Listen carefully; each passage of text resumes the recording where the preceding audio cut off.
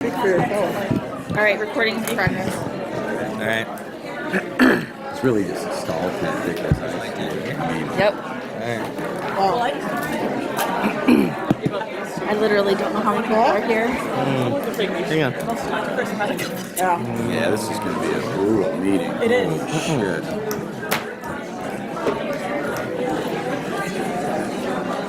Thank you. Thank you for joining us. This might be one of the best attended meetings I've been to in a long time.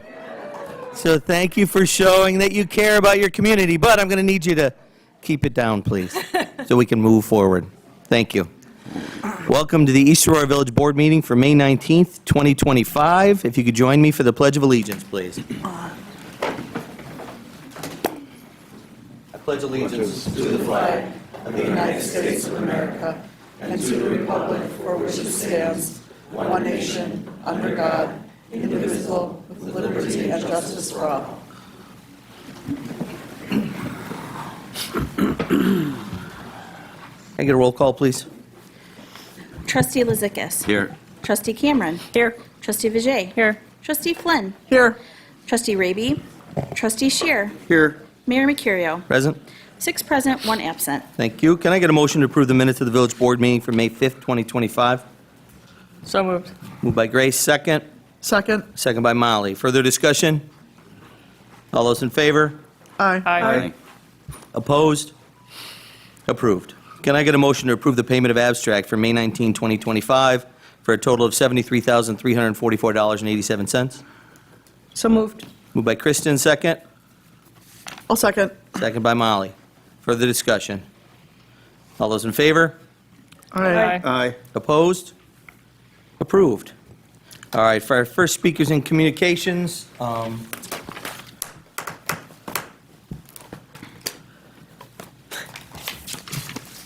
got enough going on over there? No. Oh, come on. I've been to that for you. Can I pull it up on my phone?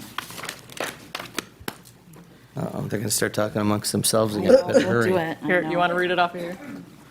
Yeah, do you have it handy? Thank you. Thank you.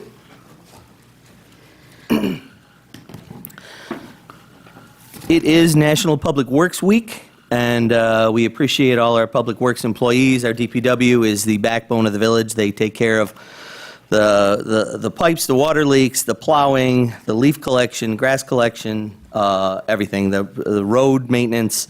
They are integral to our community, humming along as it does, so we really appreciate them. So May 18th to the 24th, 2025 is National Public Works Week, and so I'd like to make a proclamation, whereas our public works professionals focus on infrastructure, facilities, and services that are of vital importance to sustainable and resilient communities and to public health, high quality of life, and the well-being of the people of the Village of East Aurora, New York. And whereas these infrastructure, facilities, and services could not be provided without the dedicated efforts of public works professionals who are engineers, managers, and employees at all levels of government and the private sector, who are responsible for rebuilding, improving, and protecting our nation's transportations, our water supply, water treatment and solid waste systems, our public buildings, and other structures and facilities essential for our citizens.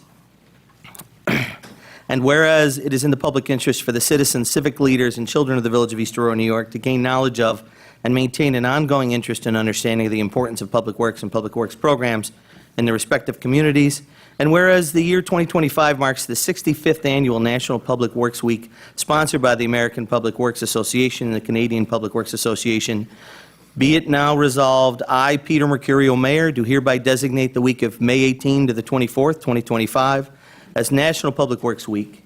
I urge all citizens, excuse me, to join with representatives of the American Public Works Association and government agencies in activities, events, and ceremonies designed to pay tribute to our public works professionals, engineers, managers, and employees, and to recognize the substantial contributions they make to protecting our national health, safety, and advancing quality of life for all. In witness whereof, I have hereunto set my hand and caused the seal of the village to be affixed, done at the Village of East Aurora, New York, today, May 19th, 2025. Thank you. And Scott, our Public Works representative, is here today, so when we clap, Scott, we're all going to be looking at you. Thanks to you and your team, buddy. Okay, we have two speakers in communications. We have one now, we have another one at the end of the meeting. If you're here to talk about a public hearing, you'll get a chance to talk during the public hearing. So I'd ask that you don't speak on a public hearing now during the speakers and communications. Since there is so many folks, and I assume a lot of them want to talk, I'm going to ask you to limit your comments to under 2 minutes. When you're ready to talk, if someone wants to speak, raise your hand. I will call on them. Come up, identify yourself at the microphone, because we tape and record everything for the public who can't be here at the meeting, and let us know what's on your mind. Again, in under 2 minutes, please. Anyone have anything they'd like to say on anything? Nope? All right, I'm going to close it. Oh, okay. Hi, Kim. Come on up. Thank you. I'm Kimberly Maxey, 442 Right Avenue. I have 3 letters that are written by people that are not able to come tonight, and I will read them really quick. But that's on one of the topics that are on here, right? Yeah, yes. Okay, then we'll do it when we go under the trees. Oh, I'm Yep. Is it okay? You want? I will sit right now. Okay. All right. It's okay, you're ready. I'm going to call on you first when we do that part of it. Thank you so much. Okay. I always call in your kids. I'm sure they really appreciated that. Anybody have anything they want to talk about that, again, isn't in the public hearing section? Okay. Closing our first speakers and communications. Moving on to public hearings. Can I get a motion to consider an application from Rachel and William Dens, 863 Lawrence Ave, for a permit to keep other than household pets for 6 hens at 7:07 So PM? moved. Moved by Steve, second. Second. Second by Grace. Further discussion? All those in favor? Aye. Opposed? Approved. That public hearing is open. Are the applicants here? Would they like to say anything?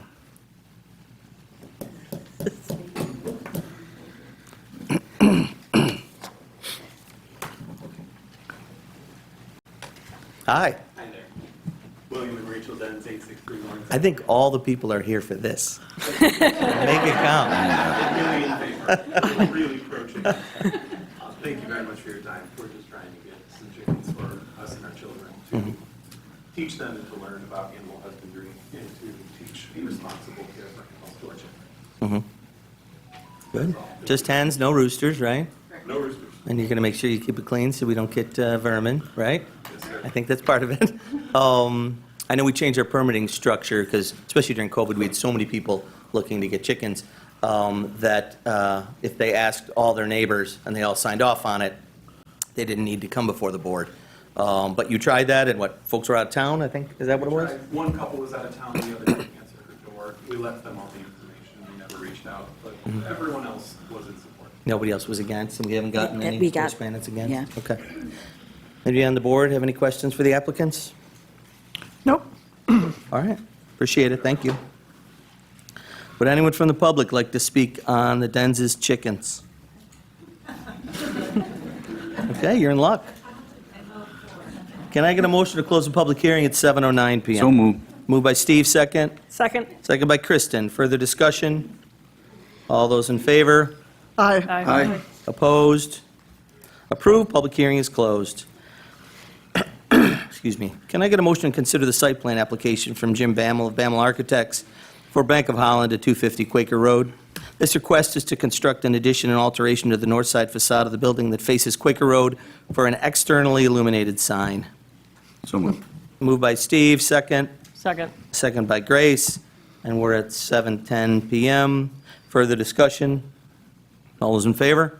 Aye. Opposed? Approved. Public hearing is open. Is the applicant here? You want to say anything? Give us a little high level.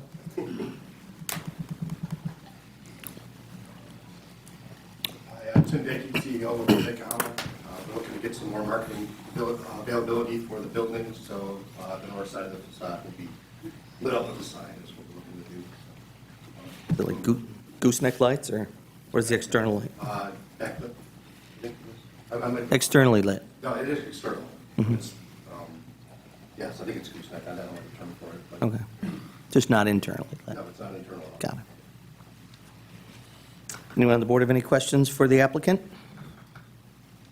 All right, thank you. Anyone from the public want to talk about the Bank of Holland sign? All right, it's 7. You can't hear it, you can't hear it. No?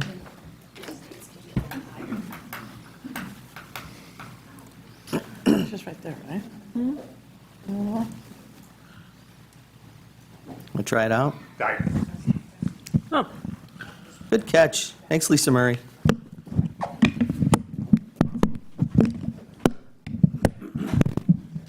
Now we're cooking with gas. Sounds like a hot mic. Thank you. Shane Krieger, Village Administrator. All right, can I get a motion to close the public hearing at 7:11 PM? so moved. Moved by Kristen, second. Second. Second by Ernie. Further discussion? All those in favor? Aye. Aye. Opposed? Approved. That public hearing is closed. I'm going to actually move D up, and we're going to do that one next. Can I get a motion to open a public hearing at 7:12 PM to consider a permit to maintain 3 dogs for 293 Center Street, applicant Melissa and Mark Ramsey? So moved. Moved by Steve, second. Second. Second by Grace. Further discussion? All those in favor? Aye. Aye. Opposed? Approved. Public hearing is open. Are the applicants here? Hi. Would you like to say anything, applicant? How you doing, Melissa? Good. Good. Thank you. The only question I had is, the dog that I'm interested in may or may not already be adopted, so then I wouldn't have 3 dogs in mind. So my question is there an expiration date on the permit? Like, can you, if this dog is no longer available and you're looking for another dog, Yeah, like you don't want to maybe- start the whole process again and lose that one too, right? Exactly, get you. yeah. So I didn't know, like, if there's a 6-month or a 1 year. Chris, can we keep it open I for would her? say It automatically, it doesn't, it's with the animal itself, so within the year, she has to tell me who the specific animal is. Would you not agree with that? it applies to only this particular animal. Right, so I might not get him actually because, you know, we haven't had a meet and greet yet, so might not even get, you know, like, my dogs might not like each other or whatever. So the concern is she's doing it the right way. She's getting the permit first, where usually what we're dealing with is people who are doing it after the fact, which is problematic. So that's why I thought a year wouldn't be bad if she, but it would have to be come in with that specific animal. Specific breed or that Yeah. specific dog? Well, it's that specific animal. The problem is there's nothing within the code per se that grants a year. Correct? There's nothing that says anything, Right. so they can decide. Can we make a special stipulation to Yeah, this that's what I was one, thinking. when we approve it? Right. Yeah. Can, We have to And add that can to we the motion? also give her an alternate on the dog? If, the nature of the dog? pardon me? Having a dog or the nature of the dog? Breed. No, the specific dog. You said that this application applies to a specific dog. If she Correct. cannot get that dog, may we let her use You an can alternate? grant her. Without paying another a period- fee and going through all Right, the... you can grant her a period of time to be determined by the board for acquisition of a third dog. Period. Not a specific dog. It has to be specific. That's how the Yeah, permit but works. She would have to come back Okay. without paying, at least to Gotcha. tell you Fair enough. what the dog is. And we just add that to the motion? Yes. And she wouldn't have to come before the board again. She could just go to Maureen in the office at the counter and say, this is the dog, correct? Yeah, we'd have to put the dog on the application. So she wouldn't Right. have to waste her, time coming in for one of these Right, and, yeah, I mean, like I said, it might not even happen, but if I had like 6 months or something like that, Yeah. in case another option came up, then I wouldn't have to start the whole process. So, Reasonable? Good. year, like All I right. said, I think year would be nice 6 months, too, but. 3 year, that's fine. Anybody else have any questions for the applicant? Melissa? No? Thank you. Anyone from the public want to speak on this? All right, can I get a motion to close the public hearing at 7:15 PM? So moved. Moved by Grace, second by Steve. Further discussion? All those in favor? Aye. Aye. Opposed? Public hearing is approved. Moving on to our fourth public hearing. Can I get a motion at 7:15 PM to open, to approve, to consider a local law moratorium on unnecessary tree trimming in the village?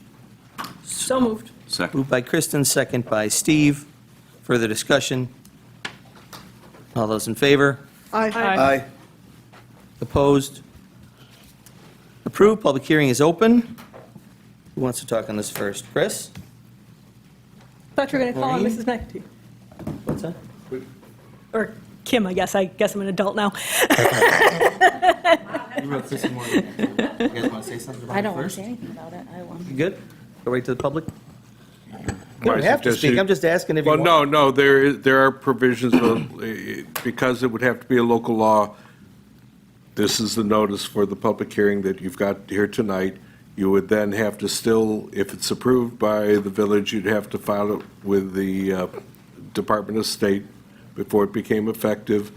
There was seeker, which we've already prepared, parts 1, 2, and 3, because it's a local law dealing with real property in essence, because it's dealing with trees within the right-of-way and other trees on property. Those would all be the provisions you would follow, and beyond that, that's the sum and substance of it. So you wrote it with other trees as well, not just trees in the right of way? I wrote it for all trees. Oh, so no trimming by anyone in the village, residents, their backyard, nobody? Correct. Does it have to be Well, this way? I dealt with it, actually, it deals with trimming of any trees within the right-of-way owned by the village. Right there, Hold on. in the right-of-way owned by the village, Okay. That changes it. as opposed to private property. But Yeah, it before that, it says within the Yeah. village limits. It says hereby suspends the further trimming of trees by any entity within the Within village village limits. limits, except for. Except for emergency or- purposes. Right, So it'd be anything, including the right-of-way. right. Any. You can adjust that if you'd like. That's up to the board ultimately. So we could take out that and just have it affect trees in the right of way. Good? It should just affect trees in the right of way. Agreed. That's, I have a problem with telling someone they can't Right. put a Me tree too. in their own property. Well, I don't think that's the purpose of this moratorium anyway, so. The goal is save the trees in the right of way that are currently at risk, right? All right, anything else? Chris or Maureen, before I No. go to the public? At this point. All right. Anyone want to speak on the tree moratorium? Please, again, keep it under 2 minutes. Raise your hand. Kim McAtee? Sorry for my error earlier. You're fine. This is my second board meeting, so You're doing great. thanks. Her address? So these are letters that. Oh, are- name and address, please. I'm Oh, sorry. I'm Kimberly McAtee, 440 Girard Avenue. Thank you. This is from Deb Flynn. She says, while I understand that the challenge with cutting trees in EA to accommodate lines for fiber optics has shaken our community, I think we have some important learnings from what we have experienced. First and foremost, EA has neglected to keep up with the pruning and basic care for our trees. This has resulted in overgrown limbs and trees that needed to be more than a haircut to allow for the lines. Basic and ongoing arbor care needs to be put in place. The second and most frustrating result is that our trees have taken a beating, as has the landscape of the village. We are known for our tree-lined streets and beautiful green communities, so let's be sure we are putting a plan in place to replace, keep up with, and take far better care of our trees. Third, we now know we can do a better job trimming without a chainsaw approach that involves just hacking our trees to accommodate these lines. I am pushing for EA to be a stronger voice at the table to make sure that the outcome is far better than what we have experienced so far. Know better, do better. Thank you, Deb. This is from Brian Whitney. East Aurora is the community I grew up in. Part of the village's character is its beautiful tree-lined streets. I'm against the butchering of East Aurora's trees. Any cutting should be done with the least impact possible and the highest arborist standards in consultation with the community. And this is from Lise Engel. My family and I have lived on Fillmore Avenue for the past 18 years and in the village of East Aurora since 2001. I'm writing today out of concern for the excessive trimming of our village's large historic trees, many of which have stood for generations and define the beauty and character of our streets. These trees not only offer shade and natural charm, but they are also living symbols of East Aurora's legacy. Watching them be drastically altered or diminished has been deeply saddening, not just for me, but for many neighbors who value their presence. As a fourth-generation East Auroran, I feel a strong connection to this community and its roots, quite literally. I hope that one day my future children will also have the privilege of calling this tree town home and enjoy the same leafy canopy that generations before us have cherished. I respectfully ask that the board consider more mindful, conservative trimming practices moving forward and prioritize preserving the health, shape, and heritage of these beautiful, beloved trees for years to come. Thank you, Kim. Look at that, you got 3 people's worth in one 2-minute session. Nice job. Just 50 more to go. Classic teacher with that kind of efficiency. All right, anyone else? My niece, Jesse? that's my niece, Elizabeth. Hello again, everybody. Jesse Griffiths, Chair of the Tree Board in the village. Most of the time, I just speak off the cuff, but I thought I'd try and write some things down tonight. Our tree ordinance, which is Section 240, was first adopted around 2002. We're in a different place than back then. NYSEG hasn't been back very often, but residential fiber optic service is new, and plain old phone lines are out. Now, our 1920s era franchise agreement with the company that came before NYSEG is, as far as anyone can tell us, still in effect. It says in black and white that while NYSEG is supposed to maintain their lines, including the vegetation, they're supposed to do so with the approval of the village board. It's printed there, or I guess typed in the old days. So we know NYSEG has the responsibility to keep their lines in good shape. No argument there. But what that means is up for debate. Over the past few months, we've had it explained that their responsibility does not change the fact that they must abide by other laws. They can't just do what they want. Now, those other laws would include our village ordinance. There are no laws specifying the distance they should be trimming from the lines. As far as anyone can tell, that's entirely based on NYSEG's own internal policy. We'd like to request, we, the tree board, would like to request this moratorium be placed for a short time to give us the opportunity to update our chapter of the village ordinance. We'll take as our guide sample ordinances provided online by our State Department of Environmental Conservation that include statements like, quote, no person or utility shall, cut a tree, where our section 240-6 currently just says no person shall. Now, the DEC samples do not block NYSEG from maintaining their lines, only that they do so, quote, with a permit. Now, what exactly that means isn't specified, and we don't know yet, but we'd like to see something like a simple sign-off by the DPW and a member of the tree board to include our village board liaison before any trim work is performed. There's no reason that I can see that any utility should be able to just show up and start work unannounced and unaccounted for. We want them to clean up their lines. We certainly don't want to see limbs having grown around wires cut and left hanging there for decades. There's one that's at least 15 years old near the substation on Whaley Avenue, just south of there on the east side of the street. You can see a chunk of wood still stuck to the line where the line had grown through it. That's when it's because they've taken so long to trim it, the wire is then, the tree has grown around the tree has wire, grown around the wire. and they just Yeah. cut around it and leave it. I've seen, I can't remember where, but I saw a new one very recently. Now, we want to ensure a future where our trees never go decades without care, so this kind of event never happens again.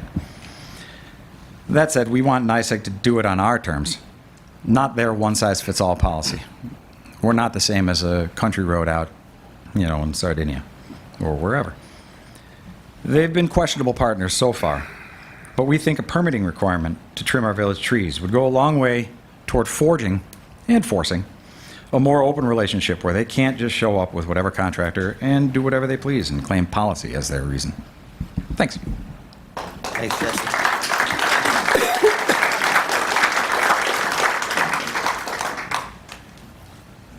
Next, Jim?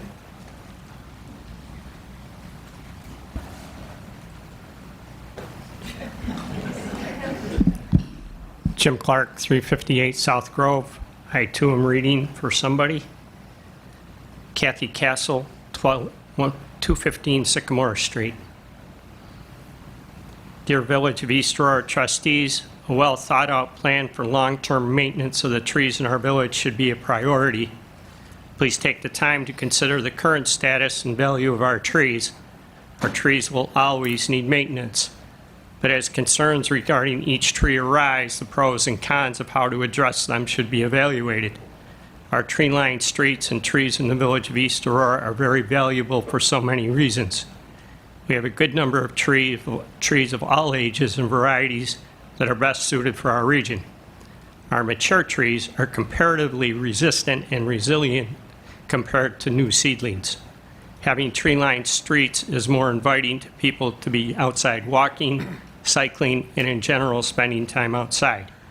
Our current trees contribute to having a healthier community, both physically and mentally. They cannot be replaced. Drastic, irregular, and spur-of-the-moment cutting of trees should be prohibited. My turn. Do I get 2 minutes? No. No. You're at a minute and a half now. I'm rolling my sleeves up. So I don't have a lot of heroes, but I have one. One of them is Wangari Maathai. This is Wangari's Tree of Peace. It's a true story. This woman in Kenya grew up in a village that was treed, wonderful.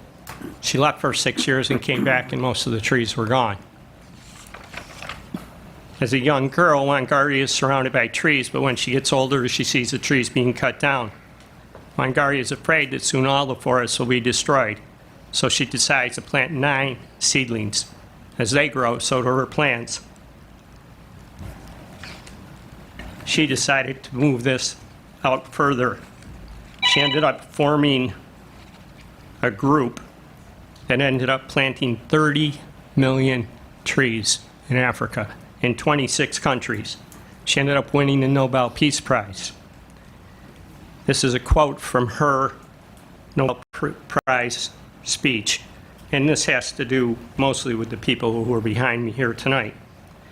We are called to assist the earth to heal her wounds, and in the process, heal our own. Indeed, to embrace the whole creation and all its diversity, beauty, and wonder. We can be a village that helps other villages out by forming this moratorium. Our little village can ensure that this doesn't happen to other villages like ours. Thank you for your time. Thank you, Jim. Thank you.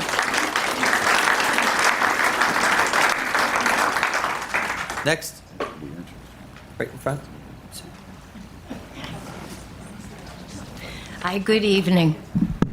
My name is Susan Russell. I'm a village resident and also a member of Aurora's Climate Smart Community Task Force. Annual average temperatures across New York State have been steadily increasing over the last few decades. This includes an increase in the number of extremely hot summer days above 90 degrees Fahrenheit. Over the next century, our average summertime temperatures are projected to increase up to 10 degrees Fahrenheit and up to 4.5 degrees just within the next 5 to 10 years. So bringing that home, climate risk data has already rated our village of East Aurora, as an urban heat island. And that was before the tree cutting began. So the term heat island describes built-up areas that are hotter than surrounding rural areas due to hardscape infrastructure, such as parking lots, driveways, athletic courts, and other blacktop surfaces. So on a hot, sunny day, the sun heats these surfaces to temperatures 50 to 90 degrees Fahrenheit hotter than the atmosphere. This increases peak energy demand, air conditioning costs, greenhouse gas emissions, and heat-related illness or death. And the most vulnerable in our community will be young children, the elderly, outdoor workers, and residents playing outdoor sports. In contrast, shade keeps us cool. A healthy, mature tree canopy protects our homes, our yards, and our parks and our athletic courts from heat island impacts, and it reduces our need for fossil fuel-driven air conditioning. A warming planet is no longer a future concern. It's here. It's happening now. So I support a moratorium on continued cutting of our tree canopy and an aggressive replanting program that will ensure that our village can mitigate its heat island impact, because the planet will not be cooling anytime soon. So we need to proactively plan for this, starting now, starting today. So please pass this moratorium and let's replant. And thank you, and I do want to thank you for your service to the community. Thank you. Thank you. Anybody else?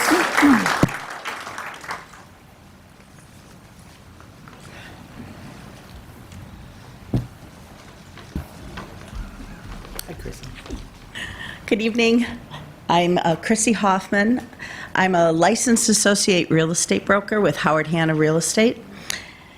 And Sue DePrius and I have been selling real estate together for a very long time. Personally, myself for 14 years. We own a real estate office at 659 Oakwood here in the village. As I'm sure many of you already know, East Aurora has been nationally designated as a tree city for over 26 years. We had a 41% tree canopy. The severe chopping of the village trees diminishes property values and could reduce values by $33 to $100 million. Trees add as much as 15% to surrounding property values. After visiting the assessor's office, we understand that the village properties are assessed at about $153 million. If you translate that to the real estate fair market value, probably not even today, but when we did this research, it would be about $665 million worth of property values in the village. The tree removal and extensive trimming will impact individual homeowners' property values. If you use the range of even 5 to 15% impact on the community as a whole, this would be a $33 to $100 million property value impact on our community. I'm here to say I support the moratorium on the tree trimming. Thank you. Thank you, Chris. Who else? Miss there? Yep, you. Thank you. Lynn Camara, I live on Pine Street in East Aurora. I've been teaching proper pruning through my business and for Cornell Cooperative Extension for many years, and I'm here to speak for the trees. What we are witnessing is irreparable harm to our trees. The project is only 50% complete, and already the damage is noticeable even to people who don't live here. I happen to have a large group of people at my home this weekend, and people said, "What's going on with the trees?" They notice these things. A moratorium would give the village the opportunity to look into less severe options on pruning, which are being done currently in other communities.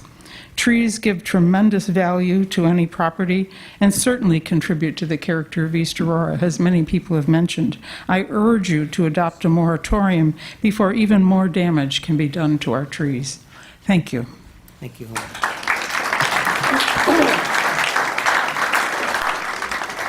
Who else? In the back?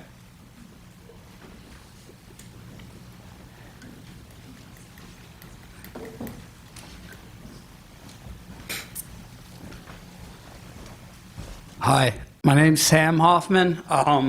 My grandpa was Raymond Hoffman. Can I lift it up? Sure.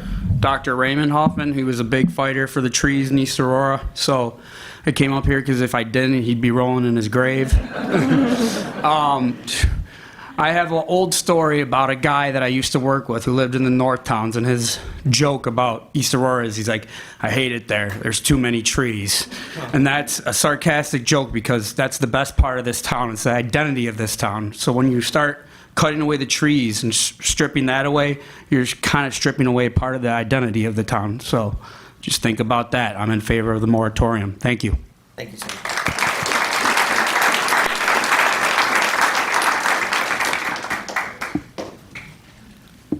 Next, Nancy.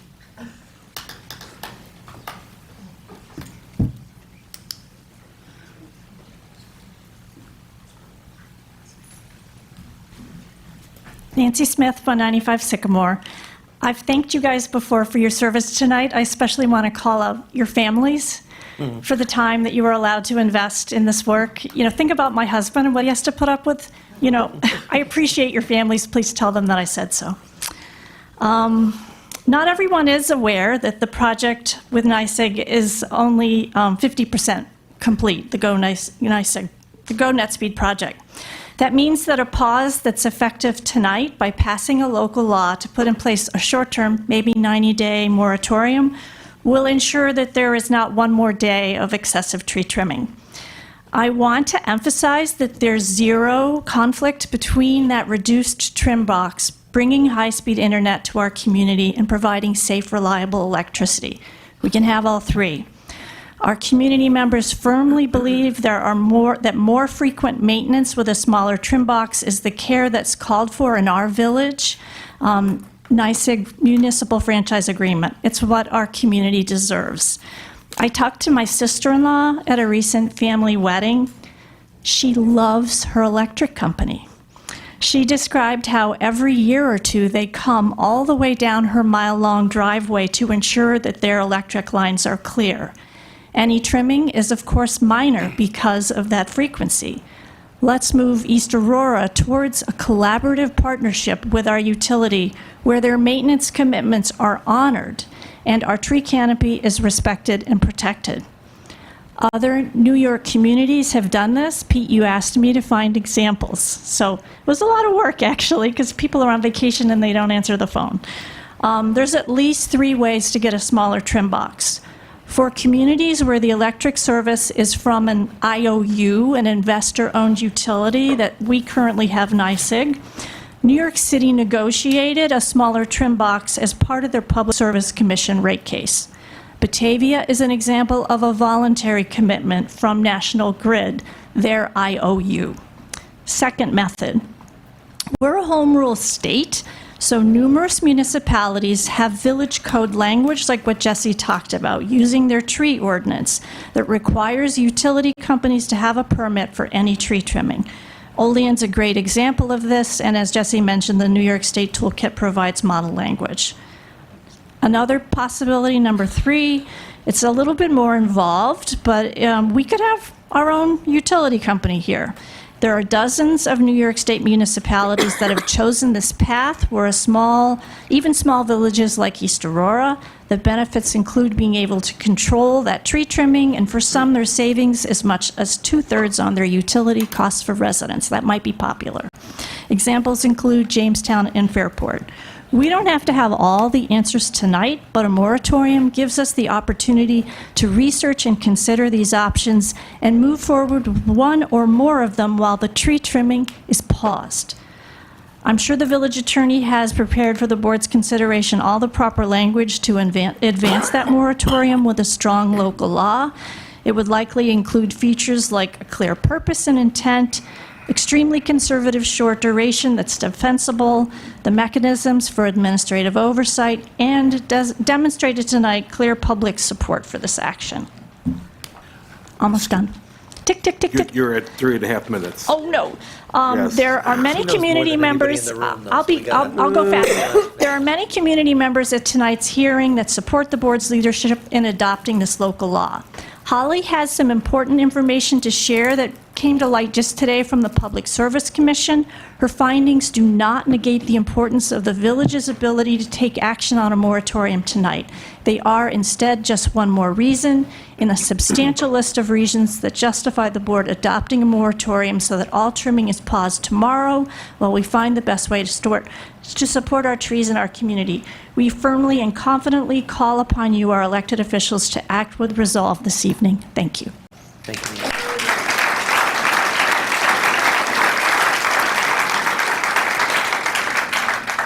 Next.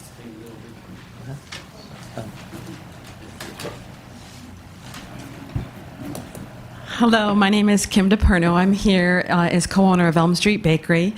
And it seems that there's a lot of public interest, obviously, with the amount of us here. It appears that we just don't have a proper plan and communication in place for this tree trimming. We all understand that it's going to take place, but a moratorium would allow more time for that to be done in a proper manner. My experience at Elm Street Bakery, we had no notification that any tree trimming was going to be done. They came in front of the building with plans to shut off our utilities on a Friday, one of our busiest days. Again, no notification. If Jay hadn't been there, we had been out of town, and we're not sure what would have happened. But again, this just speaks to everything worked out for us. Jay ran down here. They were able to stop and do it on a day when we're closed. But if we had a moratorium, it would allow more public input so that we can get this job done that works for everybody. Thanks.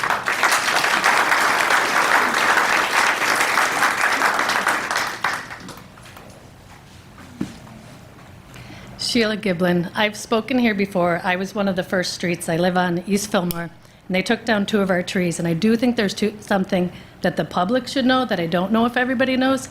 You're responsible when they take down your trees. I got quotes, and I have quotes, for $400 to $2,000 to remove 2 stumps that they just took. That's a 15-minute notice. Before they came to cut the trees, they cut the trees, and now, as a taxpayer, like, I now have a $400 to $2,000 bill. I went with the cheaper one, and I'm going to dig mulch out of my yard for the whole summer to get it out. But it goes along with what Chrissy said. Our prices are going down, and nobody, like, our home prices went down, and now we're responsible for something that I said, don't take my trees, please. But they literally showed up as I was going to a doctor's office, and they took 2 gigantic old trees. And I don't know if everybody knows that you, the homeowner, have to pay to have your stumps removed, and they don't cut it so it's, pretty. Mine was cut before December, and it's been this big, eyesore, and honestly, it just pissed me off this weekend, and I got someone to come and do it, and I've been digging, and it's going to take us, we paid that guy, we're going to pay someone else to remove all the mulch, and I don't think everybody in the village that gets online is aware when they're like, you're getting electricity, you're also getting a big bill. So I just think it should be put out there.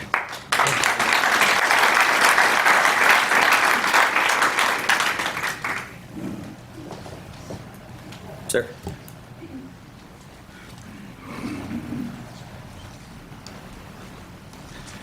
Good evening. I'm Ed Soriano, 175 South Grove Street, and I'm also the executive director of the Buffalo Audubon Society. I'm here to share some thoughts about those who can't speak on behalf of all of us, the trees and the birds. They can't speak for themselves, so I'm here to speak on their behalf. As a resident of our extraordinary village, we are deeply respectful and look up to our village board for leadership, especially when balancing utility maintenance and environmental care. But tonight, we kindly ask you to join us in looking up. Seriously, look up.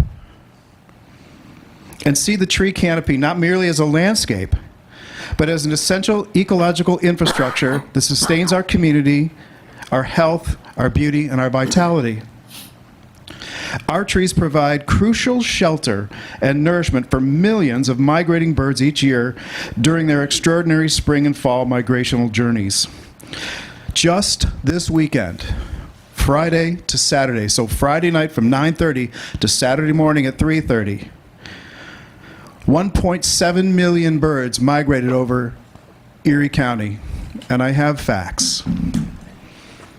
There's a website, it's called Birdcast. It's put on by Cornell University. Birdcast tracks the birds that are migrating each spring and each fall. And this is a snapshot from that website. So this is Friday night's Birdcast. 1,766,900 birds over Erie County, one night. One night. I'll share that with you. Birdcast is the website. These birds rely on our canopy as a daytime refuge, feeding on insects that are critical for their survival and feeding their young. We respectfully request that our village leadership support in encouraging service providers to minimize tree pruning during these sensitive migration periods, and especially during the nesting season. By safeguarding our trees, we protect their beauty and their vitality and the lifeline that they provide for our birds, insects, and all wildlife. So let's care together for this irreplaceable resource.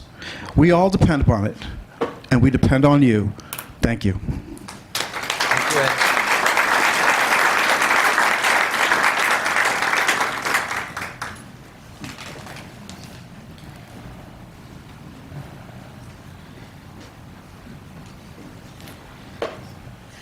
Mary Ann Colopy, 365 South Grove Street, and I'm also chair of the East Aurora Historic Preservation Commission.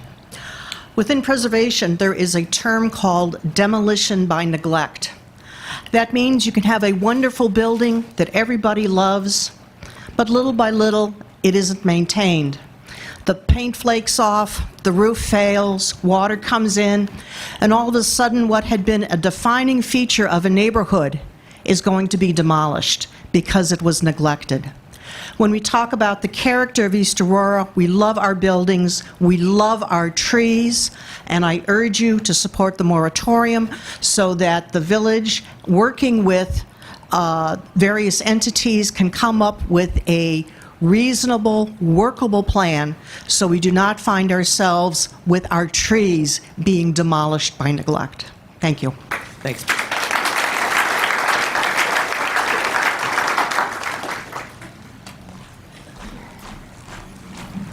Hi.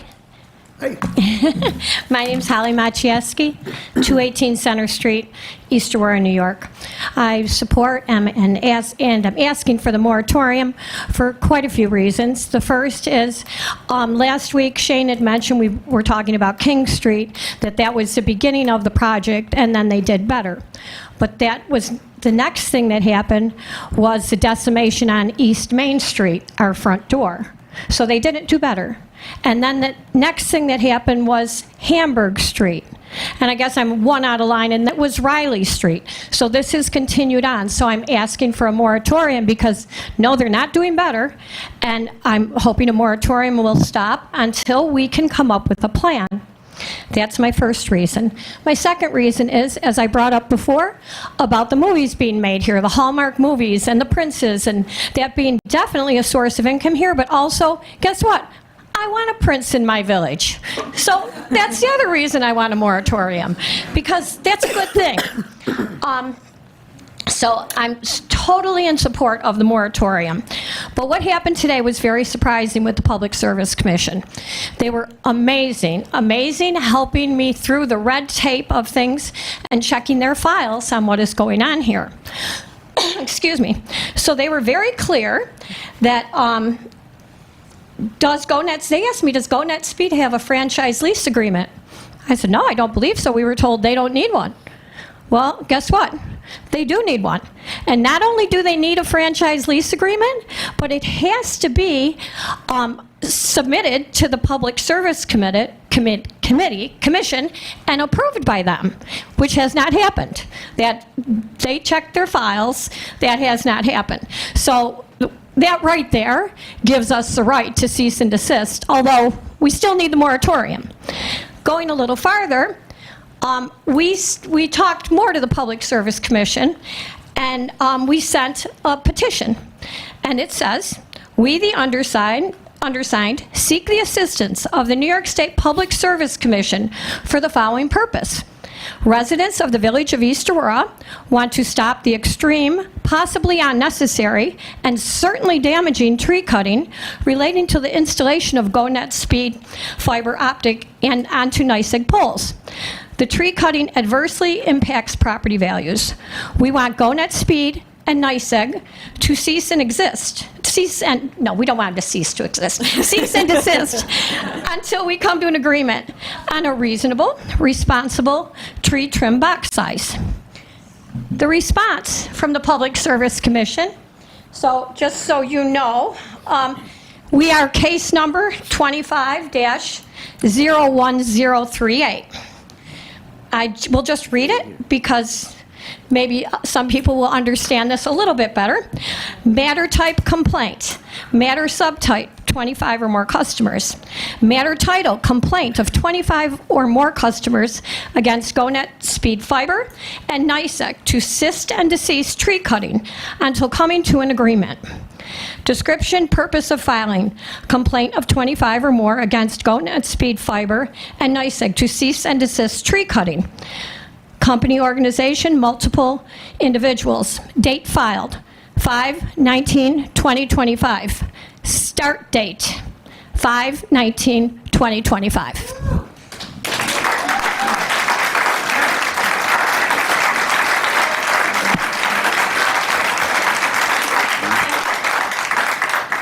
Thank you, Holly. You're welcome. Who else? Jen? Hello. Jennifer Brazil, 115 Blake Hill Road. Per usual, I came here with the intention of not speaking, and I can't help myself. I get all worked up. So I realized that over the last 8 months, since October 29th of 2024, when we stood, Jesse, myself, and Joe White stood in front of a TV camera by the fairy tree over by Hamlin Park. This has been heading into 8 months now, and I've come here many, many times and spoken about the same thing many, many times. So I feel like everybody here knows where I stand on this, but I realized one of the things that I didn't talk about was that I own a business that relies on tourism and relies on many thousands of people coming into this community. And because of that, over the last 7 years, my business has also brought thousands of people into this community from all over the country. Band members, National Grammy Award band members, people that have come here, and all of them, I can't even give you the amount of people that have said how beautiful this town is. And it's because of the trees, and it's because of the way that we take care of this community. Not one of them, as Nancy liked to remind me, has left here saying, your utility poles are so beautiful. The other thing that I just wanted to bring up as a business, I have made the choice, and this is my conscious choice and my decision, but I have chosen as a business to put the planet over profit. And we really focus on sustainability. And because of that, I spend many thousands of dollars to do that. And because I feel like that is my responsibility. If I'm going to gather thousands amount of people on this beautiful state park, it's my responsibility to protect the planet.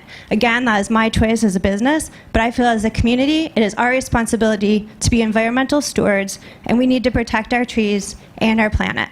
So, thank you. I support the moratorium.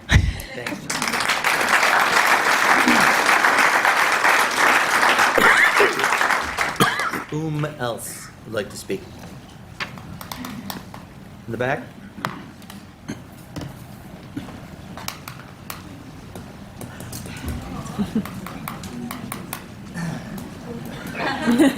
Thank you. My name is Zach Goodrich. I'm at 533 Prospect Avenue. I think try to keep it short, but the most important thing I think to consider here is that money cannot buy a mature tree. The trees that we have that are being lost in this village from the excessive tree trimming recently have been here for at least 50 or 60 years, if not 100 years, and losing those trees, planting new trees, we're not going to see those trees develop in our lifetime. Maybe Alder will see them here 50 or 60 plus years from now, but replacing those trees that were lost is something that's going to take a long time. So I think it makes sense to get this right. I support the moratorium, and I support coming up with a common sense plan in terms of an ordinance to limit the amount of tree trimming that's happening. Thank you. Thank you. Thank you both.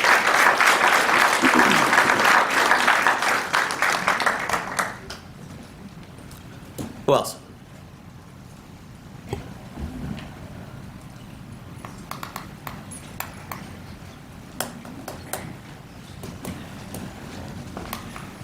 Hi, my name is Wendy Saglein. Hi. I live at 200 King Street in East Aurora. This is my son, Frankie.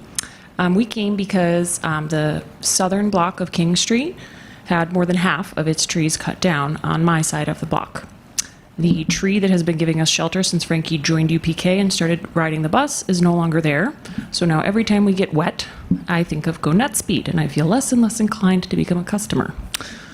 And the other thing is, if we replant those trees today, Frankie's children will probably not have as much shade or as much cover from the rain as we did a year ago today. I also wanted to raise a concern about work that was done in front of my house on our stretch of neighborhood. Again, that's 200 King Street. On February 20th, I had to call the police because a line was improperly not secured overnight, and it's spread out all over the sidewalks and the front of our property. I have photos if that's helpful or not, but I think a moratorium would be great to review safety standards, especially for securing lines.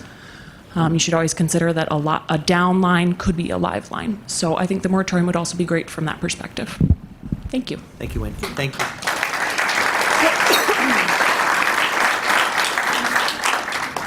Who else, sir? I'm Bob Sawerda, 37 Woodside Avenue. The factual points that I was going to make have been well covered by Jesse and Nancy particularly. So to save time, I'll just say on Woodside Avenue, there was really the equivalent of a small woodlot that was completely cut down just because of the way it happened to grow. And the comments about bird migration apply to many more animals.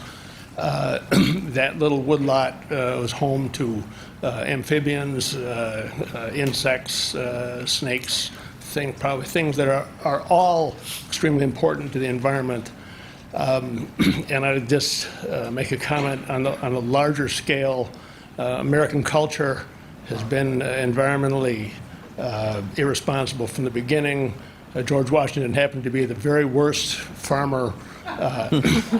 The practices there were decimating to the natural wood properties for tobacco growing, and their practices would destroy the land in 2 years, and they just had to move on to new land to destroy that to continue growing tobacco of all things. So he was also a drug dealer, as it were. American culture has just been on the wrong track environmentally from the beginning. And as important as this moratorium is, as important as the tree issue itself is, it is one piece of a much bigger problem in our entire way of thinking about our lifestyle. Lawn grass is the largest, after corn and soybeans, is the largest irrigated crop in the country. It just for our vanity displaces thousands, if not millions, of important species. We're just this tree issue is so important, but it's just a piece of a much bigger puzzle, a bigger issue that we have to examine ourselves deeply to make sure that we leave something for our children and grandchildren. We are really at a precipice right now, and unfortunately the political climate is such that we are being asked to ignore the biggest issues of our day on a national and world level. So please pass this moratorium as one step in an absolutely necessary effort. Thank you. Thank you, Bob.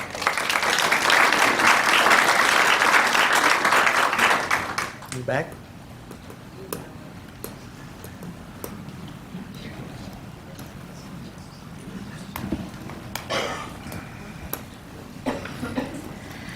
Ashley Curry, 110 Maple Road.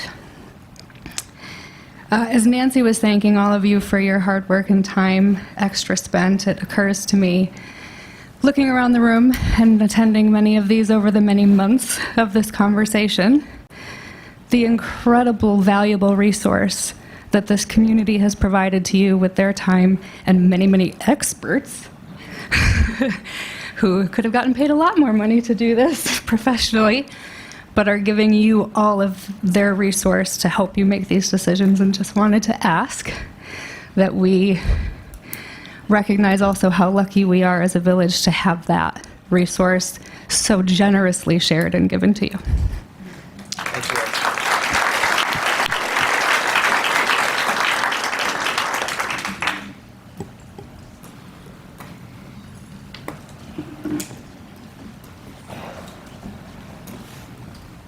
Good evening. Tim Noon, 764 Oakwood. I'm also a member of the Village Tree Board. Just in here in support of the moratorium and the subsequent amendment to the Village Code to include utility language. A couple months ago, I came in front of y'all and I delivered some artwork that was made by students at the Mandala School and at Parkdale. And my message in, the kids are watching. They're still watching. There's a lot of work going on out there. They've asked me, even this week, why are they still cutting the trees after we did all that work? I know it's obviously much more complicated than that, but consider that and appreciate your support here tonight, and thank you for your time. Thank you, Tim.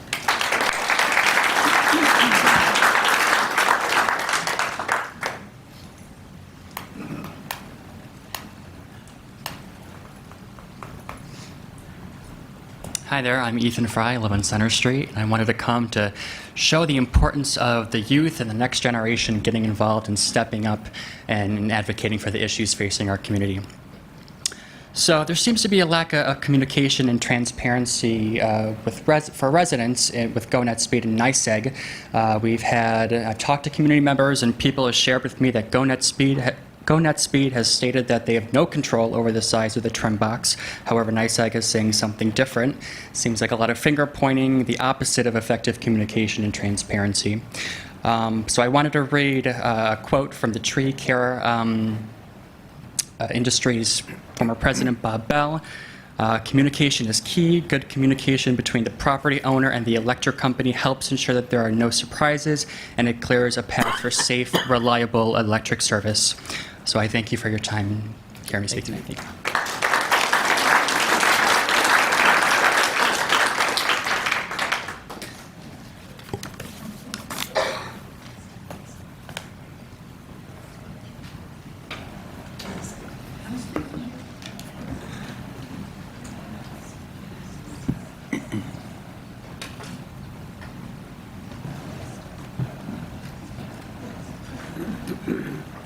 Hi, I'm Ellen Newmeyer. I live at 284 Mill, which is in the Village. Thank you all for having this. And obviously, there have been so many people that have spoken about a lot of these and the support for trees, and that's what I'm here to speak for the trees. Also, I don't know whether, I was on the tree board for 20 years, and I thank everyone. I know there's a number of people, Jesse and Tim, and various people that have been on it.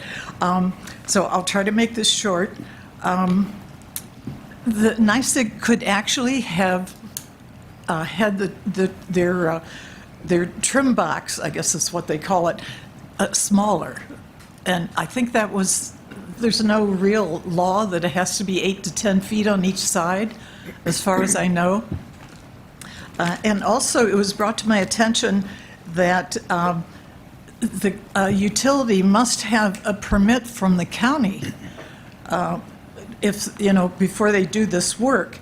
And as it was Ms. Nicolette, I don't know her last name, who's the Erie County's Department of Public Works, and she was not aware of any permit that the county had given to the utility on this. So for all these issues that people have given, I really urge the board to have a moratorium tonight at this meeting before it's over, because we really have to save our trees and our village. Thank you. Thank you.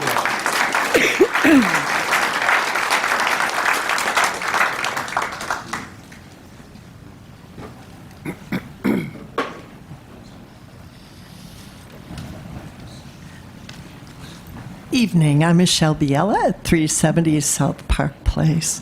Hello, I want to thank everyone and recognize you for your attention to this over such a long time. I wanted to highlight something that was mentioned earlier, but just report that the Southern Tier representative for the Scenic Byway, Christine Colley, who is with the Landscape Architecture Bureau, that's the Office of Environment, New York State Byways, was contacted by our task force. Ms. Cawley indicated that without a franchise agreement and permit, companies are not allowed to do work on our streets, such as what you see on Hamburg Street and 20A. Go Netspeed does not have a permit, as was mentioned earlier, at least to our understanding.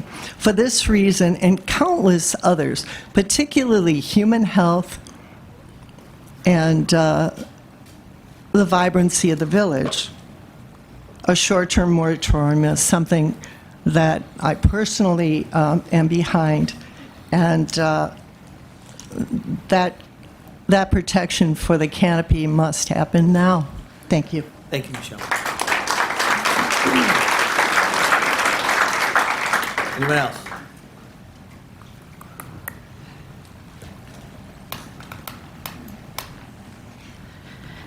Thank you. I'm Leah Oprea. I'm from Sardinia, New York, and I'm here also representing Springville. I'm a part owner in Arts Cafe of Springville, and as you just mentioned, we are on the scenic byway.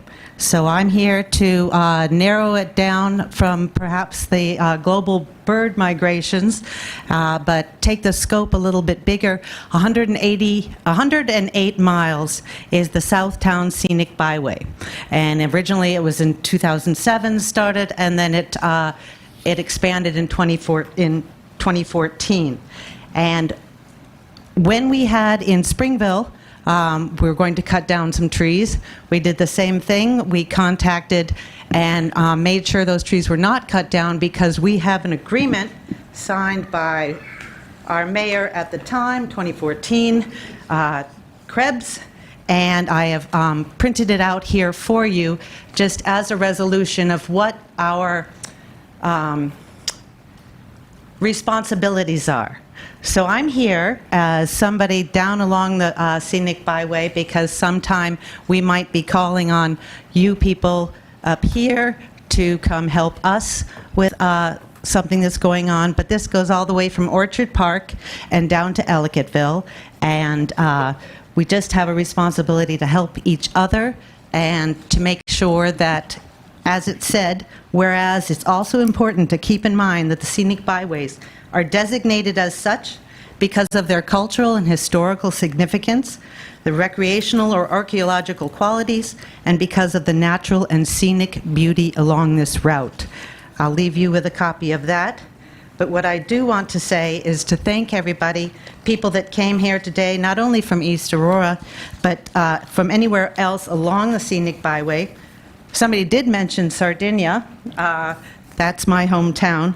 But the scenic byway connects us, and we need to honor and support that connection and responsibility by showing up today to support the East Aurora residents and save their village trees, because it may be that in the future we'll be calling on our friends here to support us in our own towns as all of us rally to save each town, creek, park, historic landmark, and above all, preserve the natural beauty of our little corner of paradise, the South Towns and southern tier of Western New York. Thank you.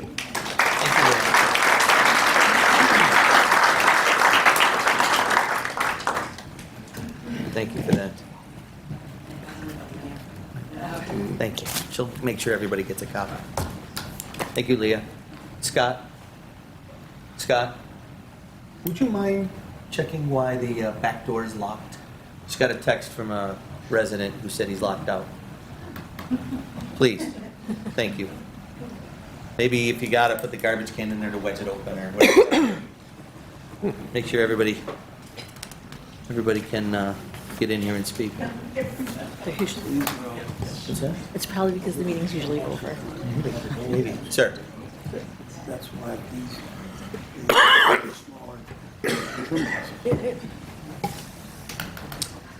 Good evening. John Newton, 2030 Lapham. Some of you know I was on the Historic Preservation Commission for several years, and you have a tool there that you can use if you have a moratorium. There are 5 criteria, only one of which has to be applied. Some of the words include aesthetic value, economic value, scenic vistas, that sort of thing. So I encourage a long enough moratorium, say 90 days, So the commission has time to look at things. You have a chance to look over that ordinance and use the tools you have. Thank you. Thanks, John.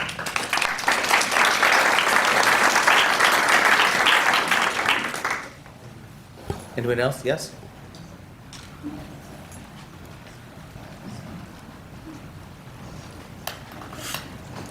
Hi, I'm Sue DePriest, 659 Oakwood.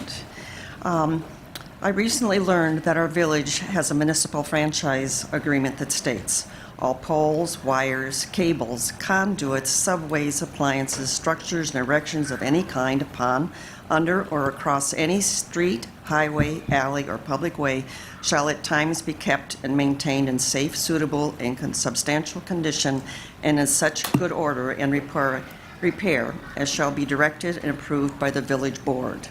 It also states the Village of East Aurora does not hereby surrender any powers which it may have under the law to further regulate and the erection of poles or the stringing of wires in, over, or upon the streets of public grounds or upon, over, or in front of any buildings in the said village, or any other powers or privileges given by the law in the incorporated village of the state of New York.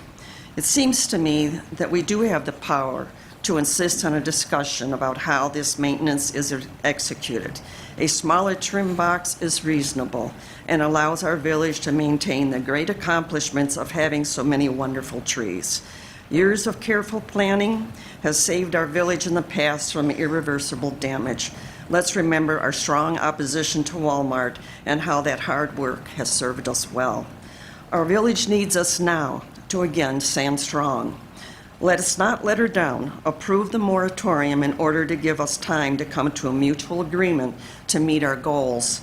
Fiber internet, safe, reliable power lines, and much stronger protection for our trees and their value. I thank you for your consideration. Please enact this moratorium tonight. Thank you. Thank you.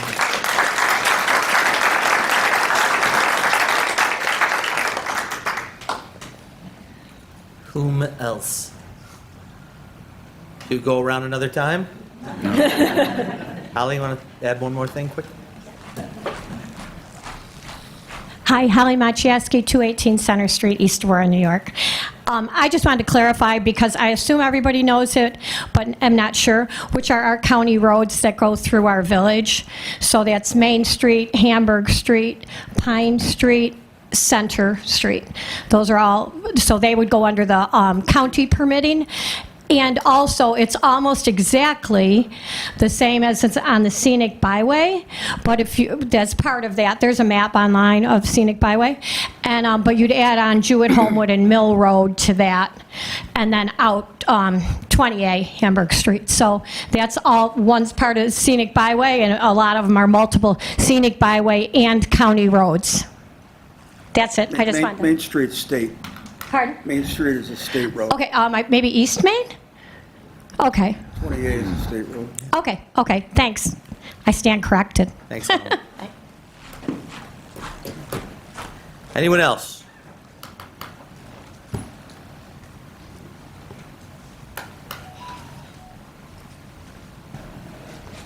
Susie Jackson, 1257 Warren Drive. I wasn't going to say anything either, and everybody has spoken at great length on wonderful ideas, and I hope that means that we will get this moratorium. I have to say, when they first started cutting trees, I was so sad. And in talking about it, talking to members of the board or the tree board, whatever, there was a sense that there was nothing we could do about it, that this was kind of like over our heads. Utilities in New York State had precedence, and I'm just so thankful for all these volunteers that have gone that extra mile and will hopefully help our village to get to a point where we can save these trees. And in the future, if we get to a point where we have to like rebuild a road, could maybe we do underground utilities so we don't have to worry about our beautiful trees? Thank you. Thanks, Susan. And thanks to all the volunteers.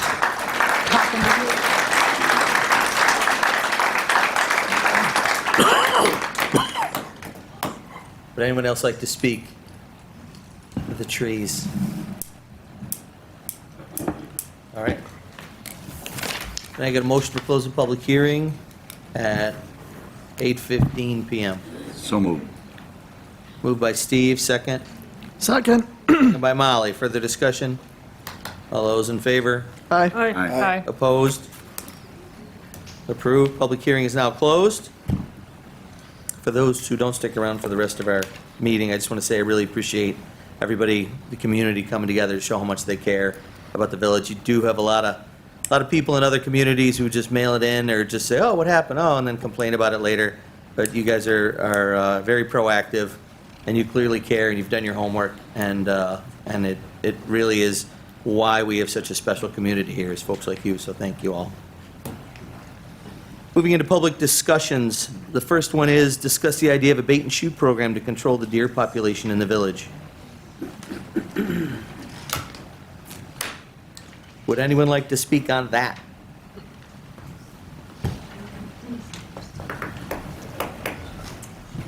Good evening. Christine Parazzini, 439 Old Center. I'm here, like I was before in October, representing the East Aurora Garden Club, and we're shifting the focus a little bit closer to the ground. We'd like to thank you for holding this forum regarding another important issue concerning the overabundance of deer in the community. The bait and shoot effort, which you are considering, we believe, along with the town's declaration of the deer nuisance policy, will be a safe and organized method that will work well to decrease the population of the deer in the village. We trust this two-pronged approach will be able to achieve some balance with regard to the environmental situation we are faced with. As the Garden Club noted last November, when we first brought the concerns both as a community, both boards, we wanted to reduce the number of deer in our village and town, which would address the issues of tick-borne diseases, vehicular accidents and insurance costs, the environmental impact with deforestation, and landscape damage, both personal and to crop damage for farms. The East Aurora Garden Club fully supports the bait and shoot program in the village because we believe it would be beneficial and helpful to our community. The New York State Department of Environmental Conservation on its website you can find many lists of neighboring villages and towns where this program has been very effective, also across the state. We want you to know that the Garden Club, who will be 99 years old this year, will be available to assist in the gathering of names within the village, and I have some already, who are willing to participate in this particular program. And we thank you very much again for considering this type of move. Thank you. Thank you, Christine.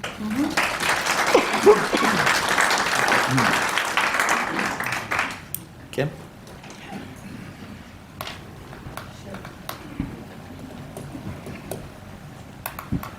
My name is Kim Kaiser, and I live at 538 Oakwood Avenue. And I just want to talk about the deer. Everybody might think that they're just these very sweet, docile things that walk around the village, walk down the sidewalk, but I've had a much different experience. Just like Grandma almost got run over by the reindeer, I almost got run over by a herd of deer coming flying out of Immaculate Conception Church while I was walking down Oakwood Avenue. A motorist stopped to see if I was okay. So they are more than just these cute animals that people think are okay in the village. With the deer population increasing and the deer herding together and getting spooked or whatever causes them to just dart in front of people, cars, whatever, I just want to say that the next person might not be as lucky as I was. Thank you. Thanks, Kim.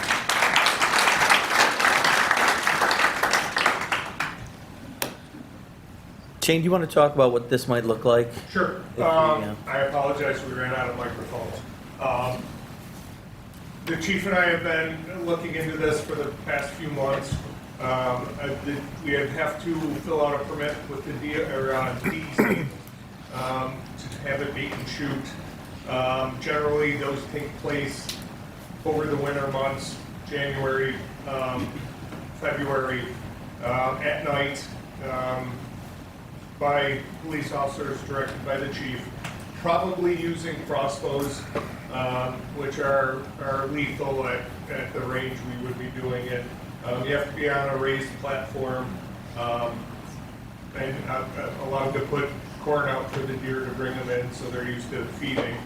And there's enough locations on the edges of the village all the way around that we believe we could put a good dent in the population. Just today at 1 o'clock driving down Sycamore, I had a deer run right out in front of me from backyard to another backyard across the street.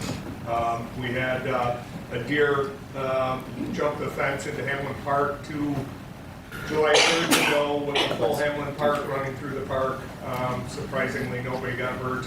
And then a couple years ago, we had a large buck break into one of the stores in the middle of the day during the rut at the Tops Plaza. Luckily, it was an unoccupied store. It tried to break into every store along the window every time it saw its reflection in the glass, and then ran straight towards Tops. So there's definitely a concern for safety. Somebody's going to get hurt by a deer one of these days. So all the meat would be taken to a butcher shop that has a permit with the state to process the food and give it to homeless shelters. So none of the meat would go to waste. I think that's about it. Chief, do you want to add anything to this? No, I think he covered it pretty well. I just would echo the fact that we wouldn't endorse, for all the right reasons, local residents being part of this. We'd have to have it be controlled. I got to have a little bit of control of this, so it would probably be exclusive to police officers to start, and if I didn't get officers to want to work to do such a thing, we might expand it to other village employees, but I just feel like we need to control it and have it done in a way where we can make sure that it's safe. Our ultimate goal is to lessen the population, but we want to make sure that we're not impacting any of the residents while we're doing it. So we have to have some control over it and do it safe. And right on the Councilman McCann with the town of Aurora is taking the lead.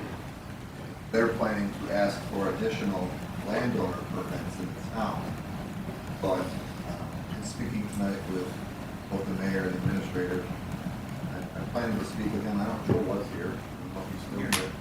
I don't know if it's too late, but there's some town property, there's some property on the village border that we could possibly bait and shoot there.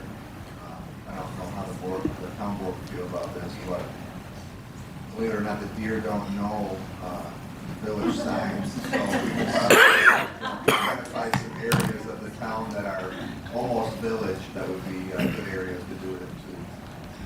Well, so I can check it. Sure. Yes. If it works. Yeah, it seems that it might seem to be hard to say somehow.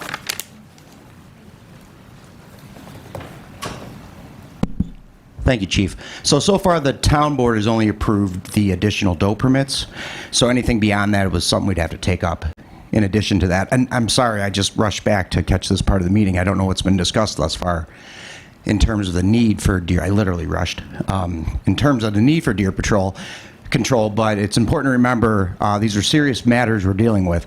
Obviously, a number of individuals here today are here to speak about the need for trees and to keep our trees healthy and maintained. The deer are the reason we have no young growth trees.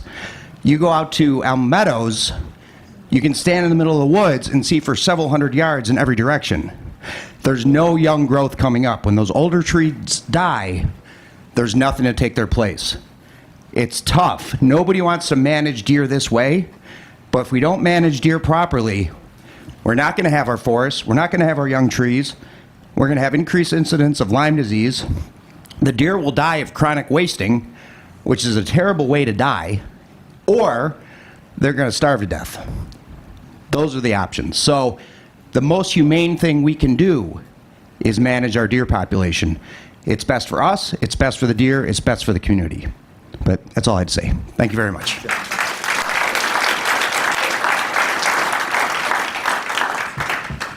Anyone else from the public want to speak on this?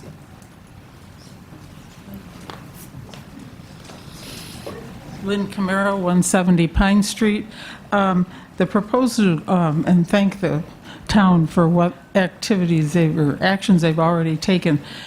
The control measures in the town are not going to seriously impact here in the village. The deer do have kind of a smallish area that they live in. It's an excellent start. The situation in the village is totally out of control. The deer have no fear, as people have mentioned, and they're out during the day, not just at night. I have been in favor of controlling the deer from an ecological point of view, as this gentleman just mentioned. Unfortunately, I have changed my mind a little bit on this because in the last 2 weeks I have had 4 tick bites. I have lived in the village of East Aurora for 51 years. I have had a few ticks that I've found on me, but I have never had any bites.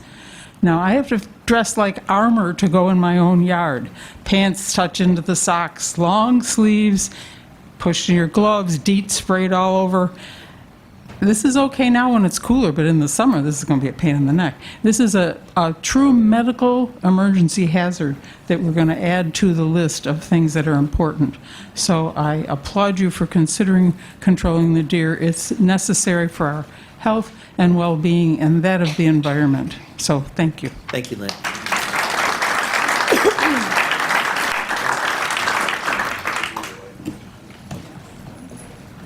Okay, I'm just not going to say much on this because I'm not very educated on it.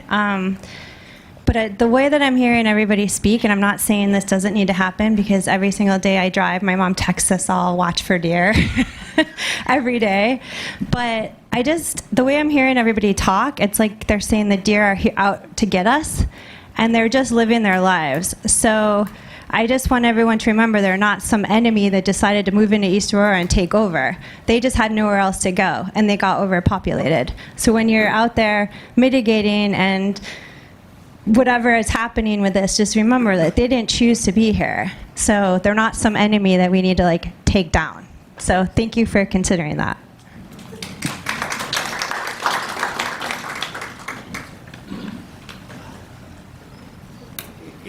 Bob Sawerda, 37 Woodside Avenue, next to the park, of course. The deer are incredible there.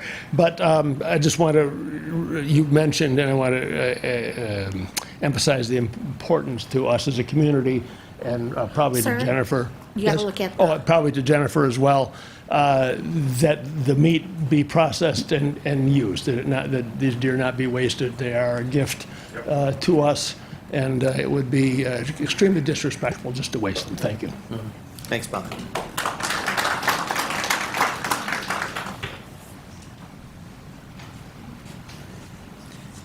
Jesse Griffiths, 1955 Boise Road. I'm not actually representing the tree board in this one. But I am also a member of the New York Forest Owners Association. We own 30-some acres of forested property up in West Falls. Joe McCann pretty much took my thunder. The only new growing trees out by us are either 6 inches tall and soon to be nibbled away, or beech trees that are dying from a different disease. We do have one other option that we could bring back the wolves and the panthers and such to take out there, but I don't think we're going to go for that one. I would disagree that I think they do know the village boundaries, because I don't know if you guys have noticed around the October, November timeframe, they all seem to move in where it's nice and safe. Plenty to eat here. As Joe said, I think forest regeneration is a critical issue for New York State in general. It comes up with the Forest Owners Association all the time. We tend to look at woods as sort of permanent structures, never thinking about what it's going to look like because, we spend such a short amount of time here. But if there are no new trees growing, there won't be forests in 100 years. This place will look a lot different. And I know Joe mentioned chronic wasting disease. Go look on YouTube, look it up, but don't do it late at night because you may have trouble falling asleep afterwards. Thanks. Thanks, Jesse.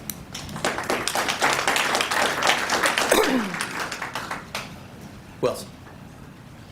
Anybody else want to speak on the deer topic? Oh, sorry. I'll get her next.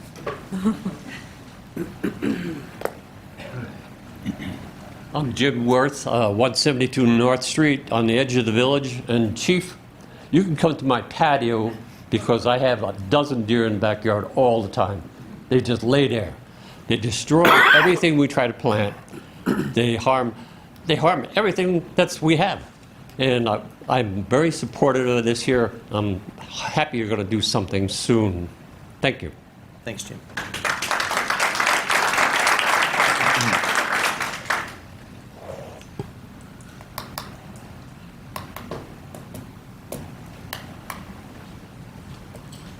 Hi, I'm Donna Fairley. I live at 412 Oakwood, and I just want to make the point that the deer just aren't on the periphery of the town.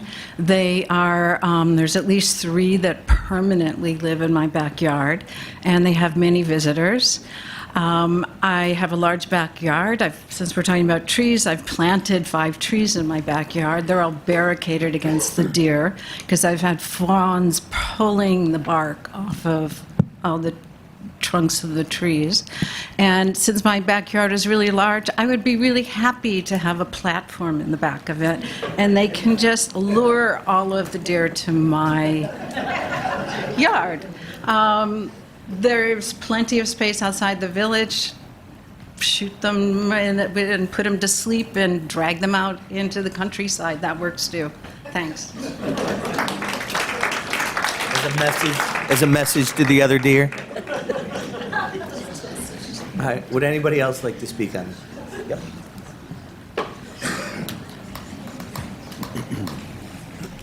Hi, Cindy Bojack, Sycamore Street. I don't know if you're aware that the high school was given a grant a few years ago to study what happens when the deer do not have access to space. So you might, I don't know if it would be helpful or not to speak to someone up there and see what the findings have been.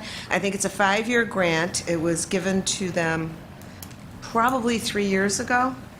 And they have a lot of acreage up there, and they cordoned off quite a bit of it to keep the deer out to see what has been missing and now is growing. So that might be of interest to you. That's good. I didn't know about that.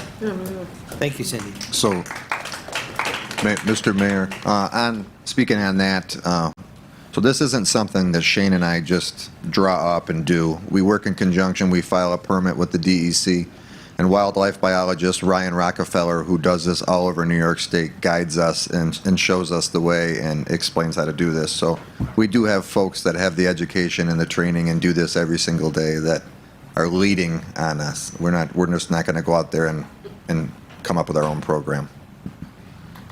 Thanks, Chief. Anyone else want to speak? Yep.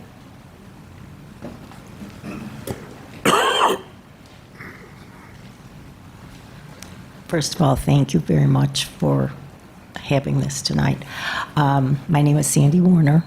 I live on Brookley Drive, and we have deer all the time, and I do have Lyme's disease, and I have permanent short-term memory loss due to that.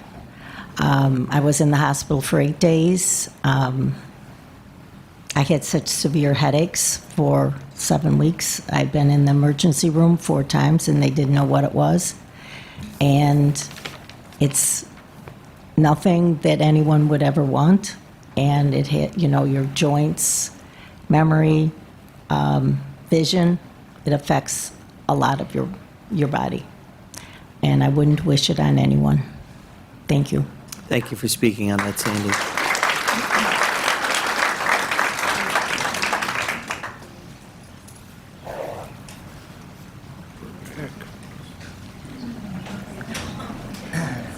Zach Goodrich, 533 Prospect.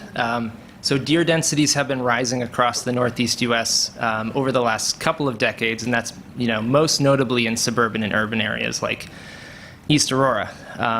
The deer density has definitely risen in the village and in the town in recent years, and definitely applaud the idea, bringing this idea to the attention of the public, a licensed bait and shoot. I think it's a good idea. It has to be done properly, not just from a safety perspective, but also from the perspective of effectiveness. So a proper management plan needs to be written, coming up with the desired deer density. So that can be from the perspective of public safety, reducing deer vehicle collisions. It can be from the ecological perspective.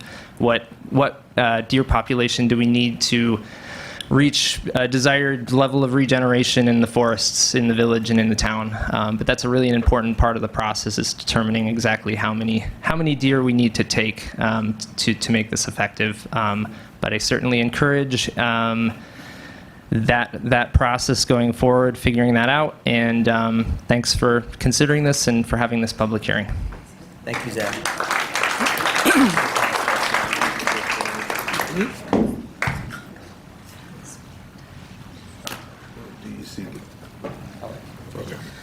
Who else? On deer. Okay.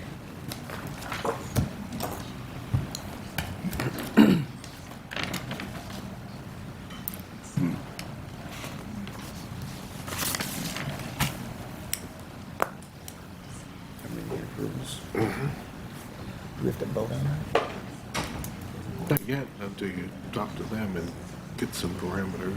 Asking for the Yeah. parameters for the Yeah, approvals? that's what we did a second ago. Well, should we talk about that at the board now or down at the end? We could do it later. Later. Yep. All right, our next public discussion is how to use the sports court area in Hamlin Park. So, Make sure people look at it when you're talking. Because I don't want them fighting. Sure. Steve, or you guys are on the Hamlin Park Committee, do you guys want to lead this discussion? Sure. At least kind of what's being considered, and then we can get the public input on it. Well, currently, we have 2 pickleball courts, and 2 of the pickleball courts have been converted to badminton. And that was to eliminate the league play. That was a real issue when we had people from Orchard Park and other towns coming in and setting up an all-day tournament, and it was just all-day constant. And we think that actually improved the situation somewhat. But there are still residents near the pickleball courts whose lives have been impacted by the noise and are not happy that pickleball is still being played there, despite the fact that we put in sound barriers along the fence around the court and have reduced the courts to 2. They still believe that the courts are negatively impacting their quality of life. So, Steve, you want to add something?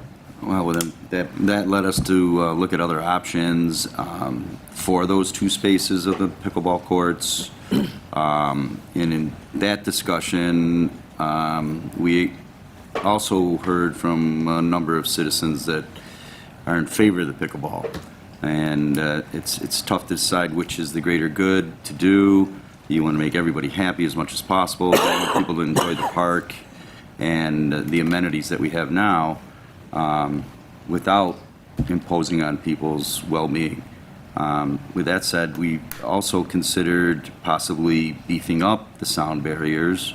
Maybe what's in there now is a actual barrier that deflects the sound. It's not an absorption curtain.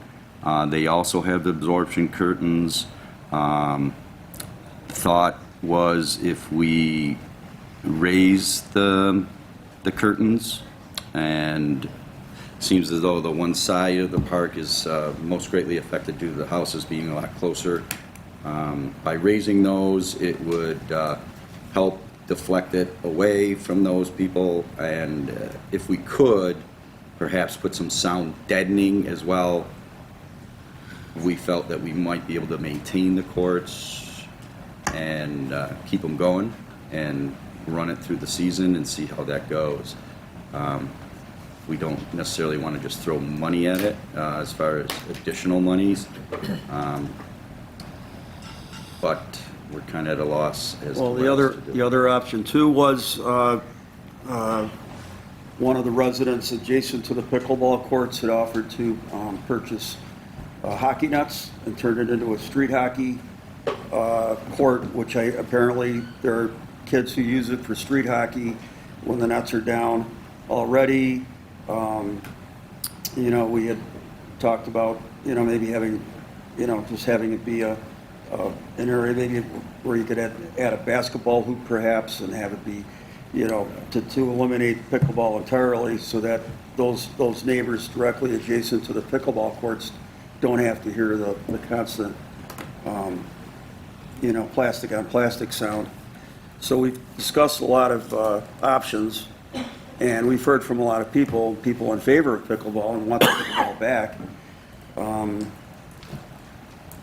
It's a tricky situation that we're in right now because we don't want the neighbors to suffer, and we've heard from them that their quality of life has been negatively affected, but yet we know that residents want to play pickleball within walking distance of Hamlin Park.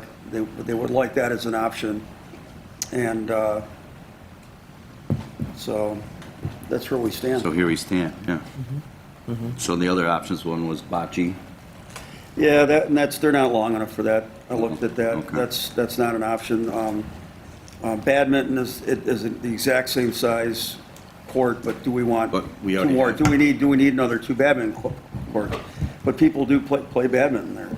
The street hockey was the idea. Was another idea.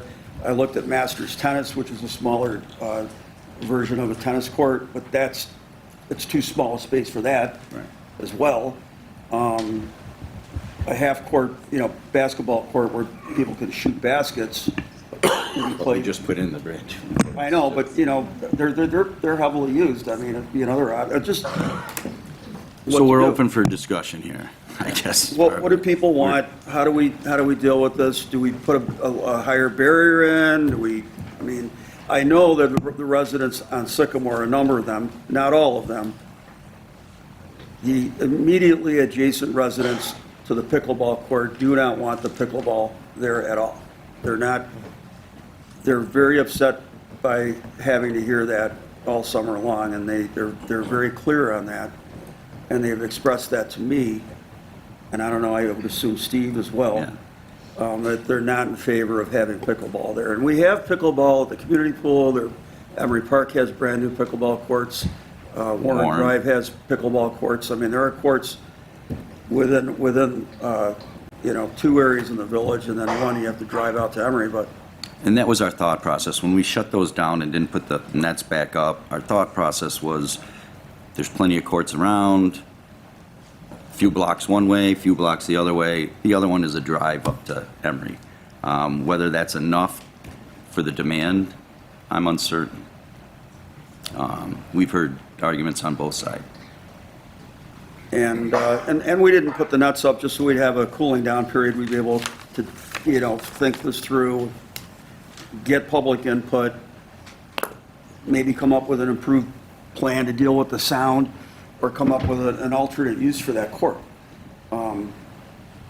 We put the courts there because we felt at the time it would be an amenity, it would be a nice addition, recreational addition to our community. But we didn't realize it would be the disruptor. As noisy as it was. The disruptor on the Sycamore side that it is. And it depends where you live in the park. I mean, I've had people from, we have had people from Linden complain that they can hear the noise, but yet people on South Grove don't hear it. Right. People obviously on Sycamore, immediately adjacent, they hear it. It depends on where you are. So that's where it stands. All right. Anyone from the public want to speak on pickleball? In the back?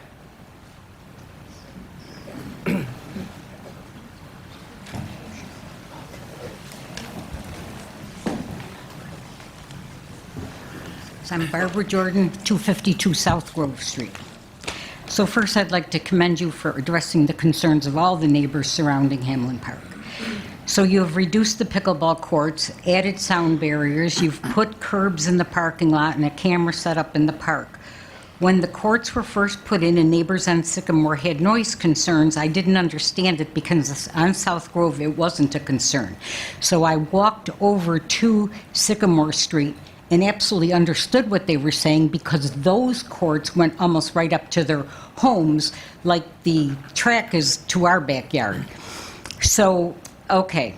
So then I realized that understanding that their concerns. I walked over there today to look at the courts and to see that the location of them now with the 2 courts taken out. We are now the same distance because you've taken out those courts. I looked at the sound barriers. I don't know how good those are. But we hear the people play, and they've been playing without the net set up. We can hear that. We can hear the basketball players with their music, and we can hear if it's a good tennis match, we hear that go back and forth too. We've lived there for over 40 years. So I don't think it's a concern. Why not? Then when I walked over to them, I saw that you were saying something about at 6:30 in the morning, Orchard Park came in. When I did walk over to the park, I noticed that there's gates on the tennis courts and the pickleball court. Why not lock them? If you locked them at night when the police are making the rounds around the track, they can lock them. And in the morning, I don't know, if somebody opens up the park or something, then take the locks off. But you have certain times for it to be done. I think you have done a tremendous job to answer the concerns of people, and they're valid concerns. But I think you've really done above and beyond, and I don't think that it's that much of a problem. I used to live at the airport, and everybody who visited, oh my gosh, how can you live here listening to those planes all day? Well, it's almost like the tennis and everything else. Whether it's Little Loop, the noise just becomes that. And if you take away the great activities that you've given at the park, what then will become of the park? A place to hang out. This is a great activity. You can't walk from South Grove to South Street. It's not all sidewalks. So that's a concern too. And those sidewalks are pretty close that are right to the street. So I think the Hamlin Park's a great place for it, and I just appreciate you listening to my concerns and everybody's concern and come up to something that makes everybody happy. Thank you. It's my concern too. I was raised on South Grove my whole life. The park was my home. We had 30 to 40 of us that go down to the park during the day, night. Hubs' Deli right there. We played tennis, basketball, capture the flag, boys and girls all over. We had a great time. It's a great park. It was noisier then than it is now. It's great to see the high school playing baseball. The Little Loops there, that's great to see that too. Of course, I played football, baseball. When I came back from the service, my house was there. There's the football field I played. Guess who bought it right away? Ball time, and raised all our kids there, our grandkids. This is a great community. Let the participants use the park. That's what it's for. If there's a little noise on certain days, fine. It's not like it used to be when we were all down there. You know, the pickleball courts, gone over there. You don't have nets, but you can still hit it back and forth. It's not that noisy. I'm up at 5:36 with our 2 dogs in the morning. Nobody's playing at 6 o'clock in the morning. You know, the kids are over there shooting baskets. That's great. I take my grandkids over to shoot, run different techniques and fundamentals since I was a coach. But the park's there for our use, for everybody in the community.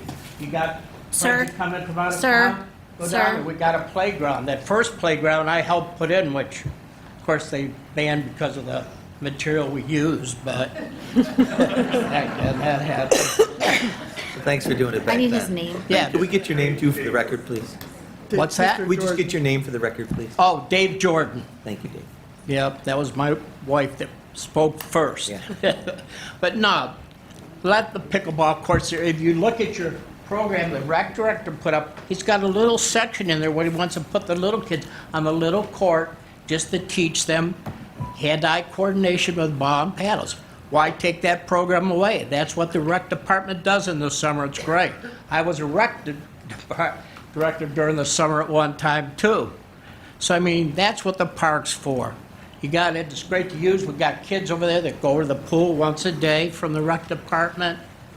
You know, if the people don't like it, July 3rd, do they move out of the neighborhood because their house shakes because of our great fireworks program? When I was a kid, the fire department had carnivals down there, tremendous. Great events, Kiwanis clubs there. You know, everybody uses the park. Let's not get rid of the pickleball courts. They're within 40 yards of my back fence, for Pete's sakes.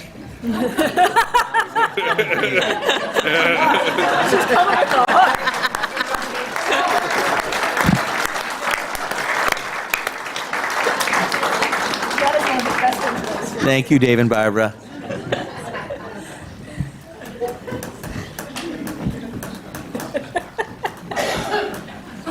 I just want to remind everybody that you address the board and don't communicate with the people in the audience when you're talking. It's hard please. to follow up. Dave Jordan.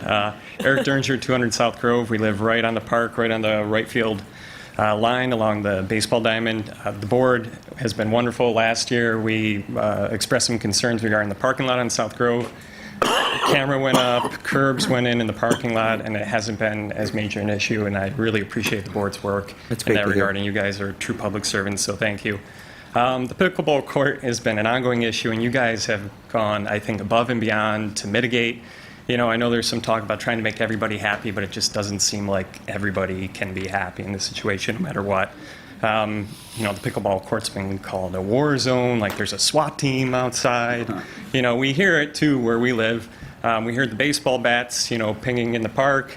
You know, baseball bats are louder than pickleball, you know, like over 100 decibels. Fireworks, you know, we love the 3rd of July. Fireworks are much louder than a baseball bat. Kids playing in a park, having fun, joy, the rec department, the annual program that they do during the summer is louder than a pickleball court. And I doubt that there's been any residents on the playground side of the park that have wanted to shut the playground down. So you guys have gone above and beyond. You know, you've spent thousands of dollars of taxpayer money to try to mitigate this problem. You know, there's talk about spending much more. I would advocate for keeping the plan as is, 2 pickleball courts, 2 badminton courts, the sound mitigation as you have, and go from there. Thank you. Thank you.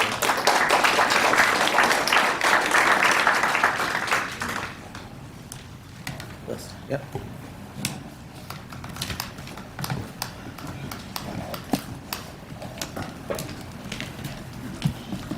Good evening, Rachel Francis, 225 Sycamore Street. And if I could, I care deeply about the other topics.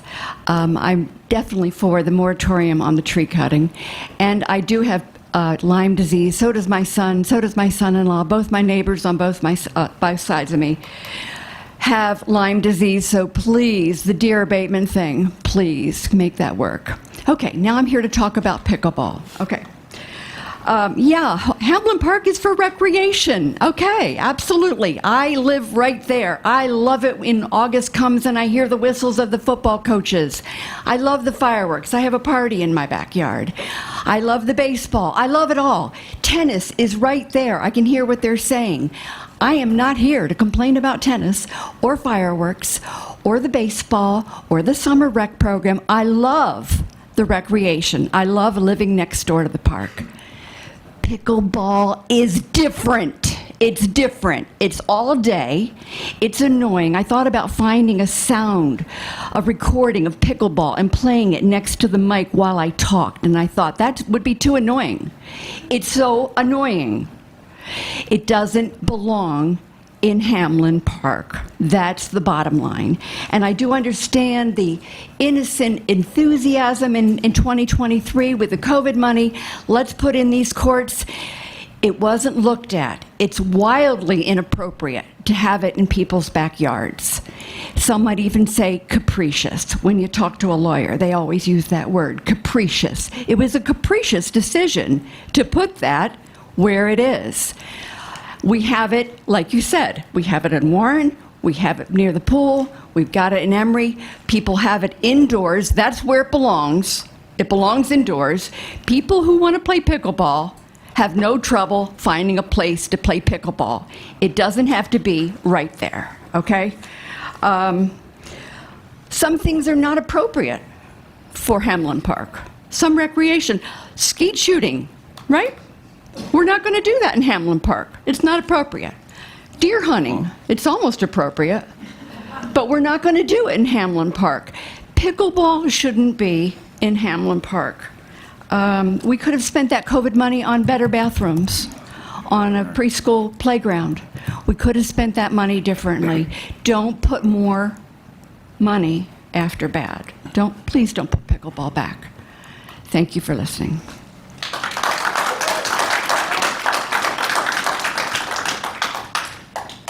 Who else? Didn't know if you saw. Hi, I'm Kim Helpman, 407 Prospect. Thank you for letting us all voice our opinions here. I would like to speak in favor of keeping pickleball courts at Hamlin. Living nearby, I was able to enjoy these beautiful courts regularly throughout last summer and fall. I have a friend who I play pickleball with, and she was so impressed with the quality of the Hamlin courts. She chose to make the trek from Amherst to East Aurora every time we played. Rather than looking for a place closer to her and taking turns, she said, nope, I'll just come here. This is so beautiful. So we really enjoyed those. They are beautiful courts.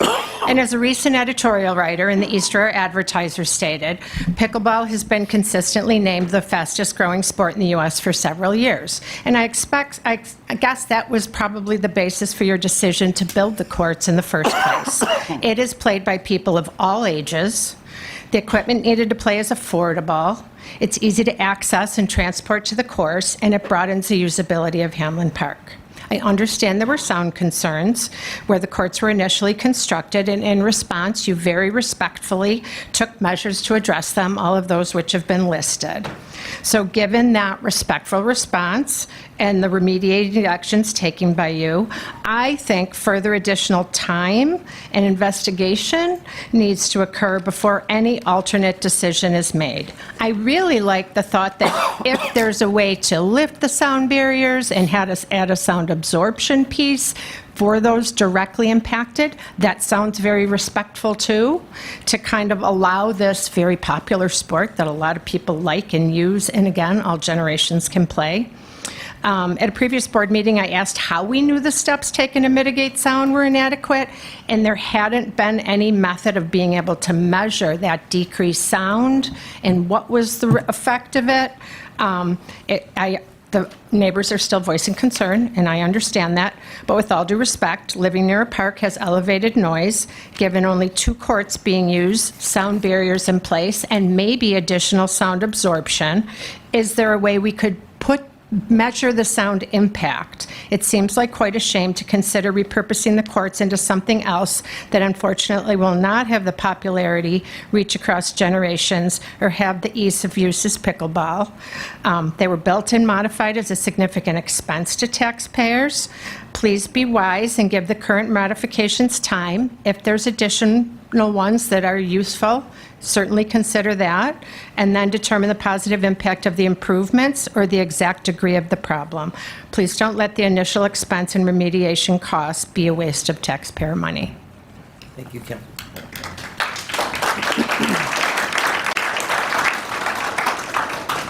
Who else wants to speak on pickleball?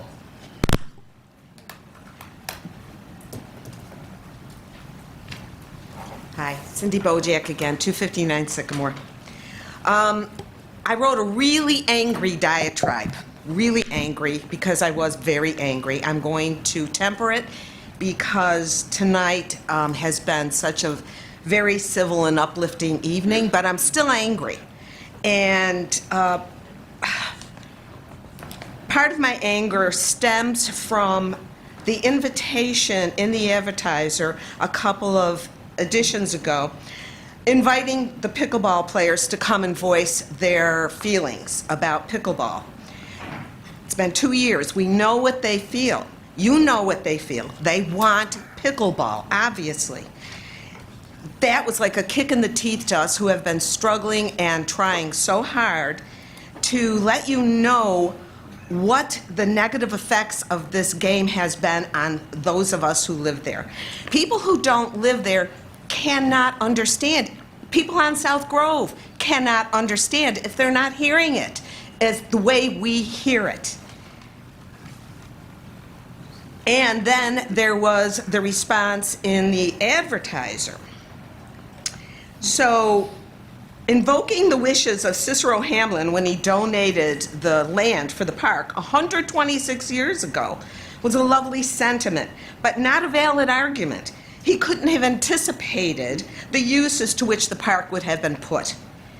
I've lived on the park for 40 years. I live right on the football field. It's a great place to be, one of the reasons I love being there. And have been witness to a myriad of activities, accompanied by the cheering, squealing, laughing, and screaming of participants. This to me was small town America, and I relished it. I have heard the roar of lions and trumpeting of elephants when the circus came to town. I have heard laughing children enjoying the last days that they were having at Parkdale. Tennis, football, basketball, church in the park, summer camp, Toy Fest. Mr. Hamlin's park has been put to good use. Pickleball, however, is another beast. The letter writer notes that it is the fastest growing sport and people of all ages experience a health benefit from playing. I cannot disagree with that. But the letter writer also suggests the broader benefit of these courts to the community far outweighs the concerns of a few. That is what makes me angry, that there's this feeling that their need and their pleasure is more important than our mental health. For pickleball players, it's a matter of convenience. It's just convenience. For residents of the park, it is our quality of life. There are alternate places to play. We don't have alternate homes. Players come and play for a couple hours and leave, and may be replaced by another group playing for a couple hours. They are not affected by the noise that they are creating, but we are. And at one time, it was constant. I can't for the life of me understand why people who don't even live near the park, and in many cases don't live in East Aurora, should have so much influence over this decision. They are dismissing the very real adverse effects of their play on those of us living in the park because it doesn't affect them personally. That is selfish and inconsiderate behavior. It's time for this board to put an end to the debate, close the courts, accept and admit it was a mistake. In the first place, direct play elsewhere, and let's move on from this. The players can still play, and we can go back to enjoying the sounds of summer emanating from the park.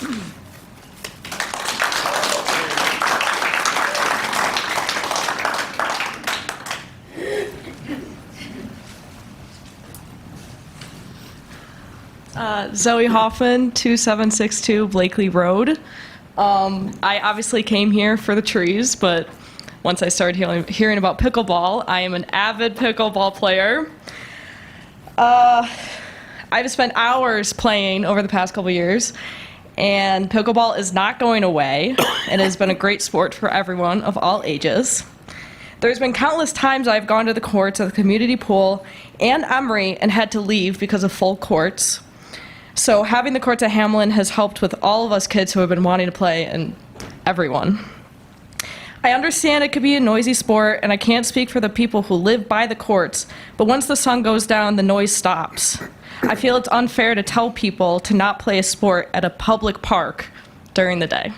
Thank you.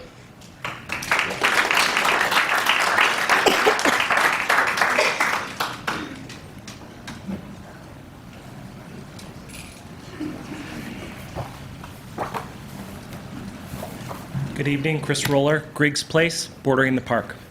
Just simply put, understanding the perimeter of the park and obviously the noise complaints. Having lived there for almost 10 years, I feel that the addition has been great for the community. I've enjoyed witnessing it. I am not an avid pickleball player, as you can see by my physique.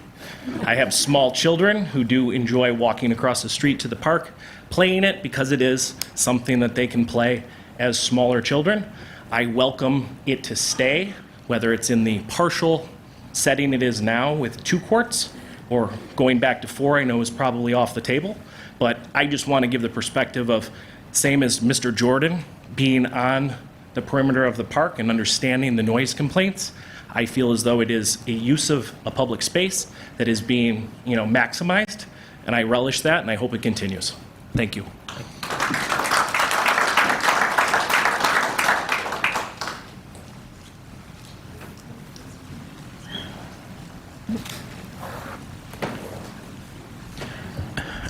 Hi there, Steve Chasey. I'll lift this up. I live on 771 Lawrence Avenue. So I understand the sentiment about it's maybe a private nuisance for a lot of people.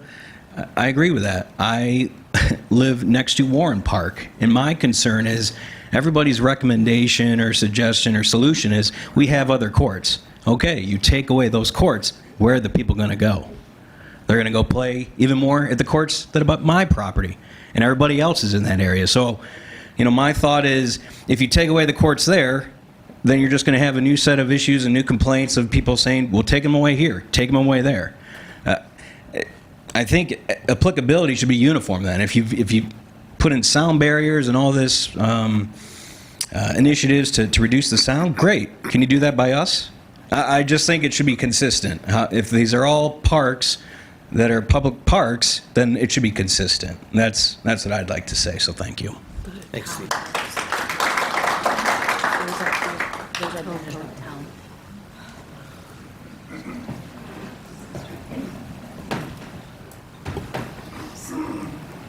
Leslie?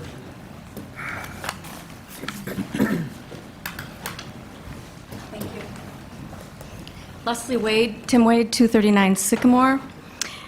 First of all, just so you know, the mats that were put up are totally ineffective, and they do not follow what is required to mitigate that sound.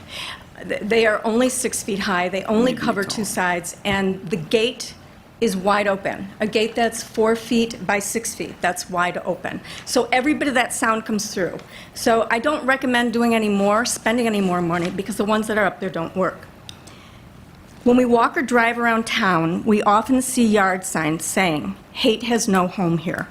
And then a list of words follow: consideration, kindness, compassion, empathy, respect, equality. In other words, being able to walk in other people's shoes and understand their challenges and concerns, their pain and their suffering. For 2 years now, we as park residents have been ridiculed, mocked, and harassed by pickleball players, not only on social media, but to our faces and shouting from the courts at us.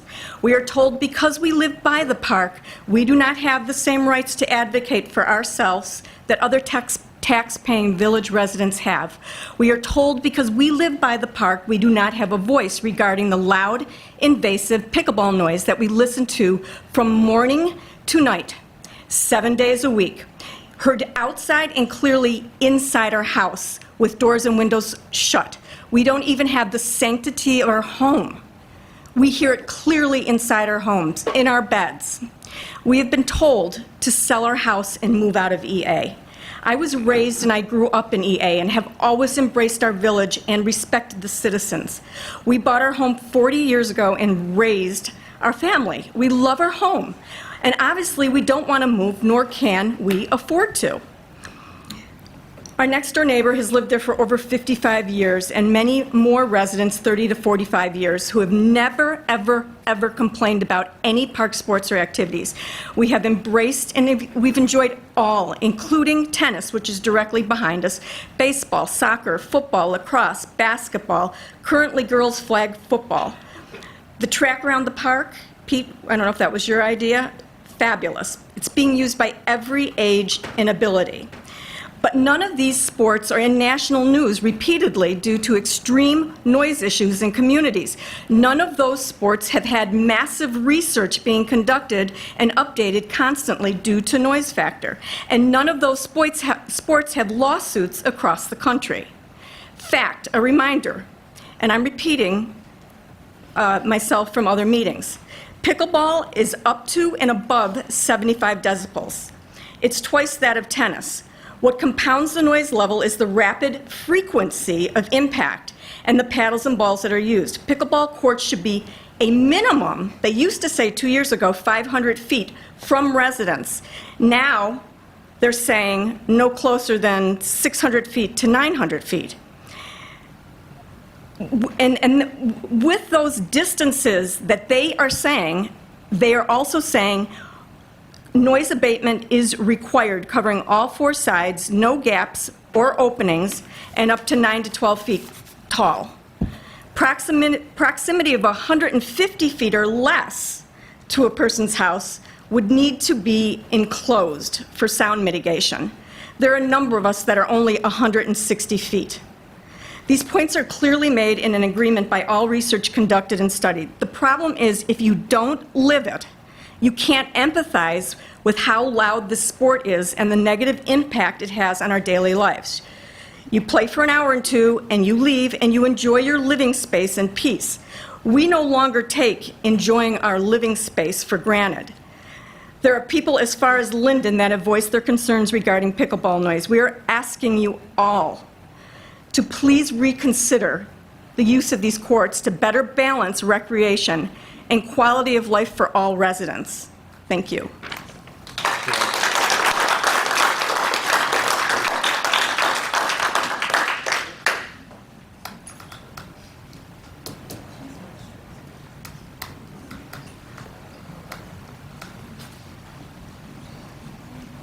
My name's Tom Coffey. I've lived in East Aurora for several years. I've lived north of the park. I've lived south of the park. And I've realized at that point the park generates a certain amount of noise. And the noise seems to be the factor. So I think we can come to a compromise on these things. I'm not going to offer what it is now, but I do have an idea. And it's a fast-growing sport. But however, I need to put this into perspective for you. I'm a Vietnam combat veteran. I suffer from PTSD, post-traumatic stress disorder. I thought the most horrific sounds I'd ever hear would be B-52 strikes, mortars, rockets, and AK-47, which has a very distinctive sound. However, now I realize the sound of a pickleball paddle hitting a wiffle ball is worse. I've been educated. And I hope that if pickleball has been put back in, that these people will not suffer from PTSD. But in this case, it'll be pickleball traumatic stress disorder. Thank you.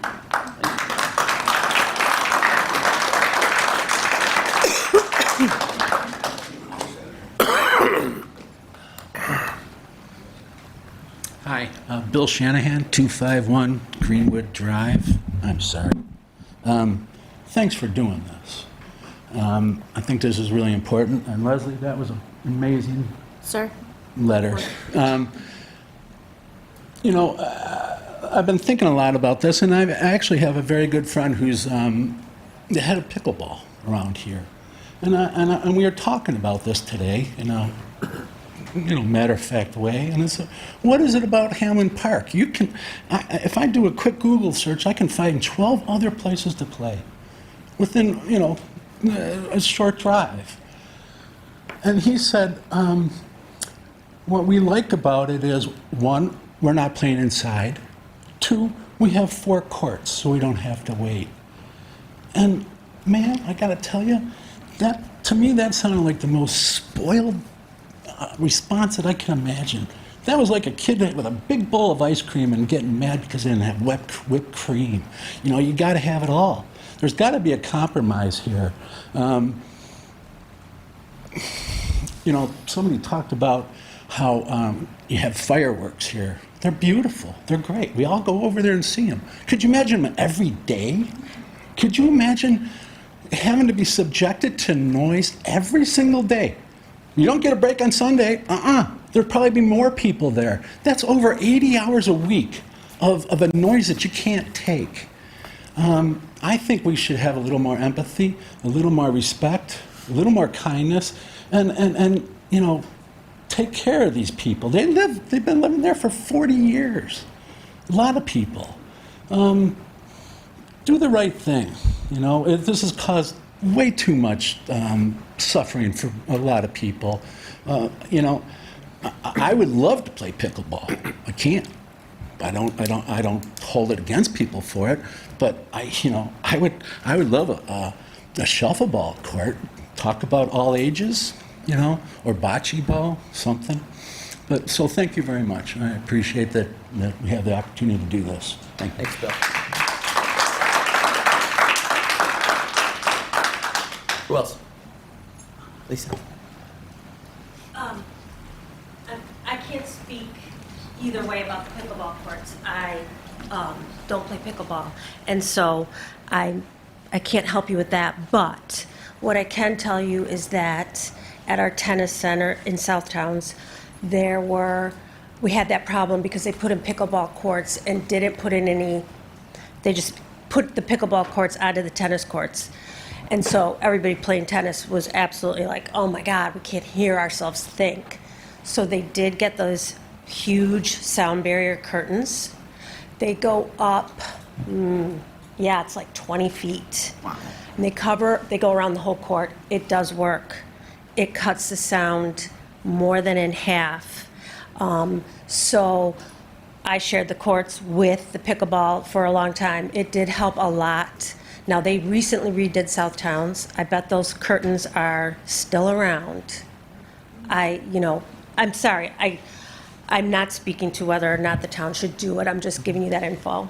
Thanks. Could you give us your name and address just for the recording? Lisa Hoffman, 1095 Mill Road. Thank you. And where is the tennis center, Southtowns? Yeah. Okay, Southtowns. Yeah, so I'm pretty sure they still have those curtains. They're not using them, so I'll ask. All right. Awesome. Thanks, Lisa. Sorry, you're next. Hi, Jack LaRoche, 75 North Willow. Just kind of bonuses with the courts. So recently when pickleball started growing, gym class, high school, became one of the units. You notice multiple students who aren't getting involved in athletics or youth sports kind of get more involved in with pickleball. It's an easier sport to pick up on. It's easy to play. People of all ages, actually, how I was introduced when they first made the courts at Emory. Me and one of my buddies went over, got our butts kicked by people who are much older than we are. The courts, personally, if we do, like you mentioned, street hockey, the noise would be much worse growing up playing street hockey with the plastic constantly hitting the concrete, plastic balls and metal poles. The odds of injury are much higher towards youth, anybody who's wanting to get involved. And then the amount of courts in town as well. Me and my girlfriend are trying to play today, and we weren't able to play at Emory, Community Pool, or Warren because of how packed the courts are. And people get very territorial over the courts, so it's very hard to kind of get your step in and get involved. It's a very bonus towards, or it's a large bonus towards athletics, youth, with people who are trying to get more involved in sports, get in shape. That's it. Thanks, Jim.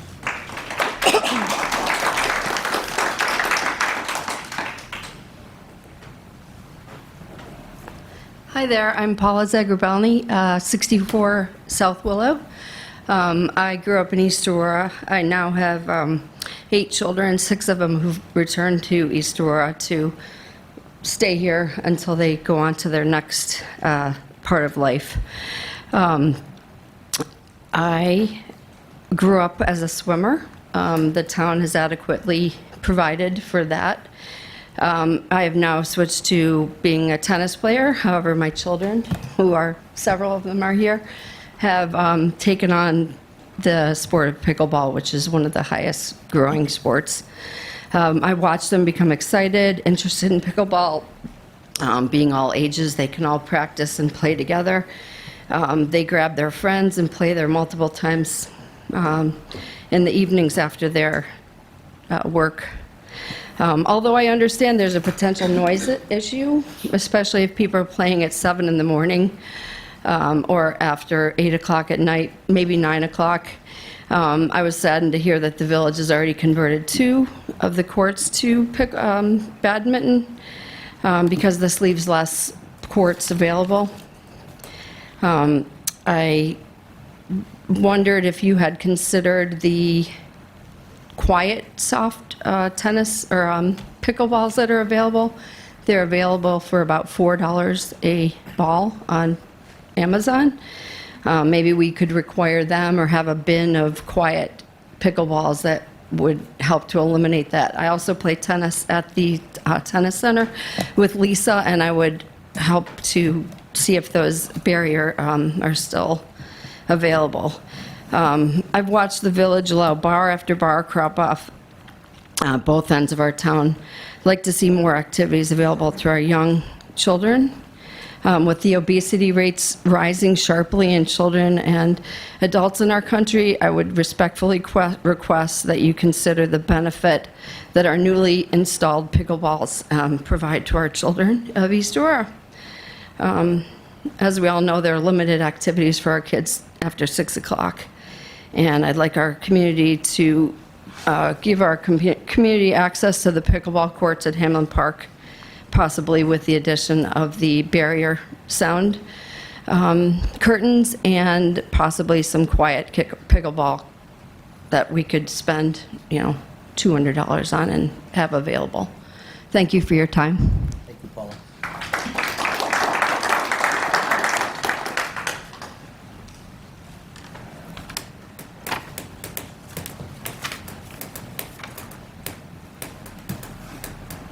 Colleen O'Connor, 839 Mill Road. I also own a house on Elmwood.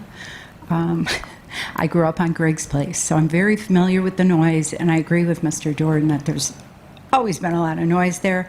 I hate to dissent with some of my friends that are here, and act like I'm not sensitive to their feelings, but I respectfully disagree with them. I know at least 3 residents that live on the same side of Sycamore that are for pickleball.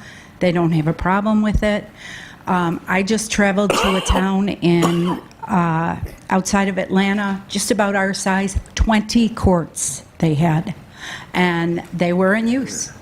So I would be, everyone has a different tolerance to noise. On Mill Road, all day Saturday, I hear the gun club.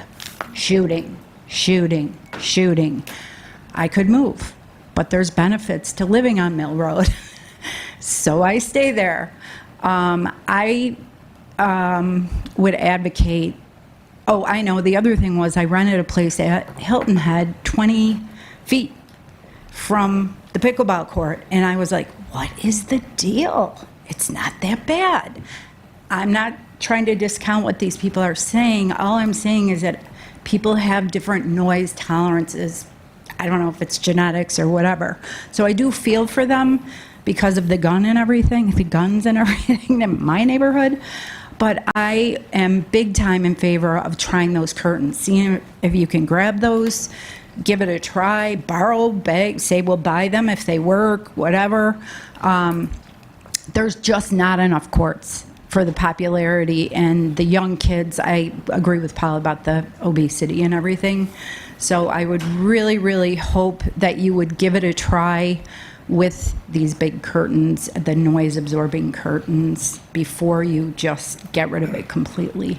Thanks for listening, and so sorry to my friends that live there. Thanks, Ken.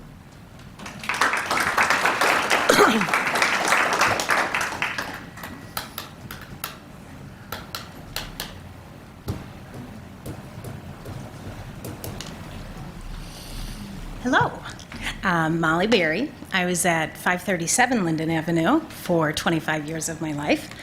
I moved away for about 10 years and made it a priority to get right back to Hamlin Park because it's such a beautiful place, and you all have done a beautiful job, especially with our new courts.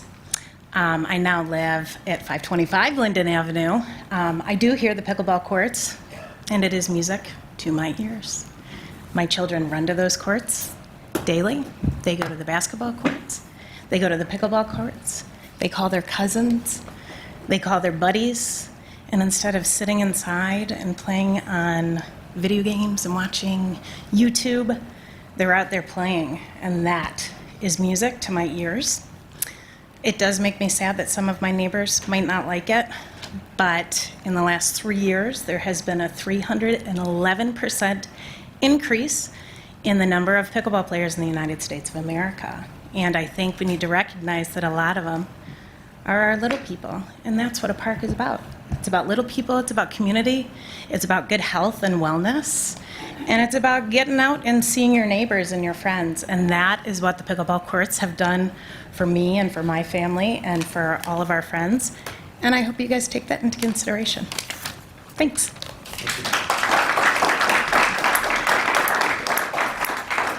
Anybody else?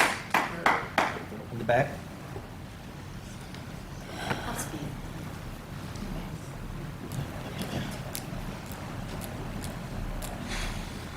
Sam Hoffman, 775 Martin Drive.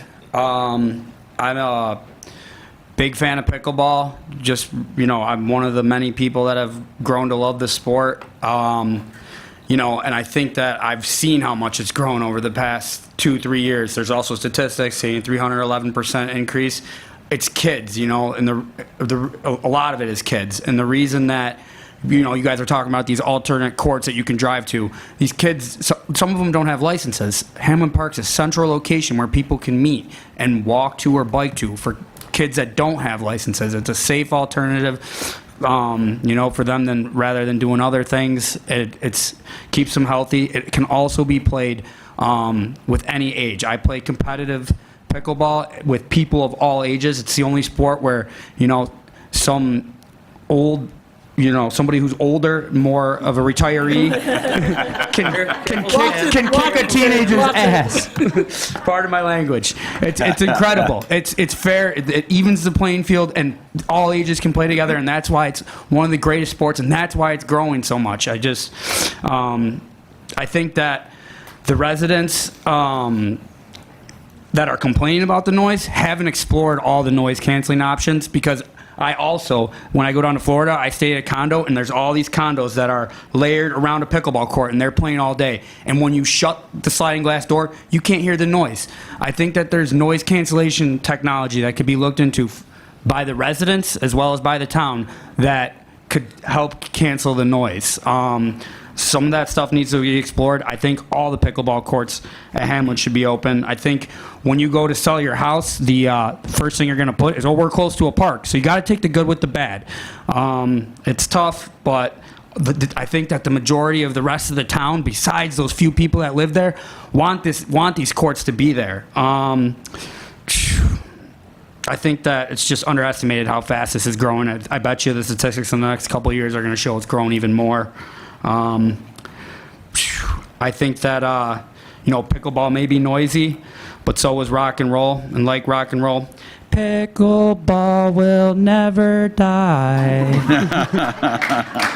Thank you.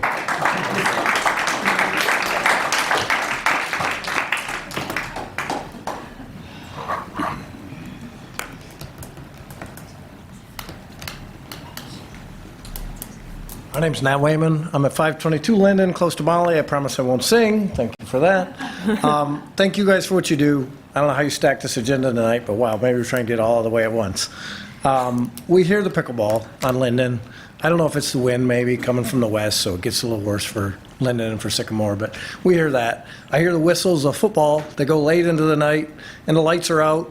That one doesn't seem to have the time limits that the pickleball does. So I'm with everybody else that likes it for the kids. I like it for what it does. I know you can't make everybody happy. You got to try and choose the best you can, and majority rules, I guess. Save the trees, shoot the deer, keep the pickleball.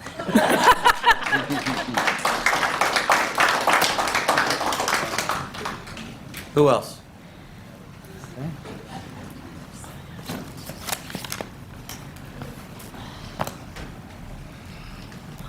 Hi, Kelly Zwack, 1417 Blakely Road in the town. I just wanted to say I'm pro pickleball. I started playing last summer. My adult daughters forced me to play, and I was kind of, didn't want to do it. I'm not an athletic person, but it is a lot of fun. I've enjoyed every time we played. We're pretty avid players, our family. Other than the lady on Sycamore yelling over the fence at us last summer that she was threatening to call the police, because apparently there was the time limit we were unaware of early in the summer. We've enjoyed every minute of it. I would encourage the board to look at noise mitigation and, whether there's fencing or other options. And finally, the town of Clarence added 6 pickleball courts last summer, so there are apparently 12 in the town. So we need more pickleball courts. Thank you very much. All the way in the back?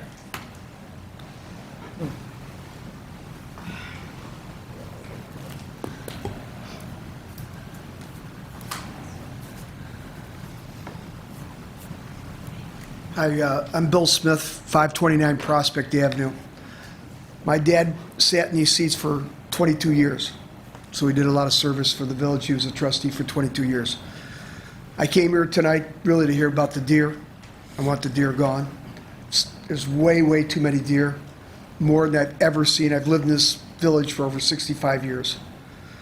The trees, you got to do something about that, guys. I know that there's probably some problems with lawsuits or something, but what they're doing is an abortion to the trees. Got to fix that.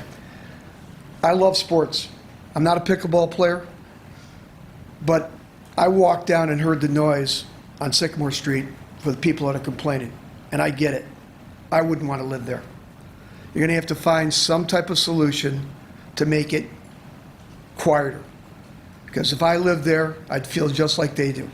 And I go to the Y a lot. They play it indoors. Find a way to enclose it. Keep the noise down. That's it. Thanks, Bill. Yep.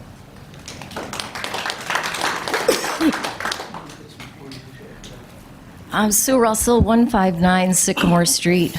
I'm not as horribly impacted where I am 500 feet away from the pickleball courts, but I do feel deeply compassionate for the people who are right on top of them.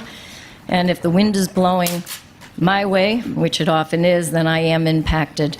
But I want to caution against two things. One is the temptation to think that pickleball is evil and pickleball players are evil. They're not, and I don't think that this should be a debate about how great the sport is. I agree, it's a great sport. It's great the young people are, all of that stuff is great. I don't think we're here to debate the merits of pickleball. But to me, what comes to mind as I'm listening to the various speakers, that it's the old real estate expression. It all comes down to location, location, location. Pickleball is great. Is it in the right spot? And hindsight is 20/20, and your motives were good when you built the courts. But I think that if you're going to allow it right now in the parks, in the public parks, there's a reason the EPA has weighed in on this. I mean, the EPA, how many times does the EPA weigh in on a sport? Their recommendation is 800 feet from the nearest residence, unless you put in the appropriate sound mitigation measures, and they have the sound acoustics figured out and the curtains figured out. They're expensive, they're not cheap. Or you're using the sound mitigating paddles or the balls. But 800 feet, that's the distance pretty much from the pickleball courts up to Prospect. That's a long distance. So if you're going to keep them in Hamlin Park, I think that you, or in all the parks, Warren Drive, et cetera, I think you maybe need to have rules about what paddles are used. I don't think that's an unreasonable compromise. Or perhaps the pickleball enthusiasts, the organizations, the clubs, how about a nice big fundraiser for these curtains so that it doesn't fall on the taxpayers? I mean, let's have fundraising to get the sound mitigation done correctly. But there's a reason the EPA's weighed in on it. There's a reason that people's property values plummet when they're adjacent to these courts through no fault of their own. They didn't move into a situation saying, well, okay, you moved here, you knew what it was put in after they moved in. There's a reason that there are lawsuits all over the country that are being won. But the other thing I want to caution against is pickleball is not evil, but the people who are suffering are not evil either. And again, the previous speaker said, let's have a little more compassion, folks. This isn't a bunch of grumpy NIMBYs on this street. You want to paint them as being grumpy people. It's not the case. These are incredible citizens. We all embrace the noise of Hamlin Park. We all do. You move there, you embrace it, you love it. It's great. But this is a different sound. My dog will not stay in the yard when that sound begins because of the high pitch that runs in the house. We haven't even talked about the impact. I know another neighbor whose dog can't even tolerate it. That's not That's different. That is not NIMBY, and the EPA agrees. So please, let's not make this a debate how great the sport is. Location, location, location. Thank you, Sue.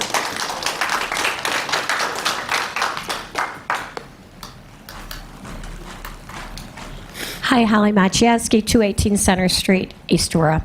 And I just have one suggestion about the pickleball.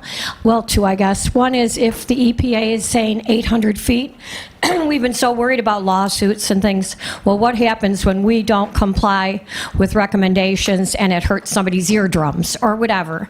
Something to think about. But more importantly, I don't live by the pickleball court.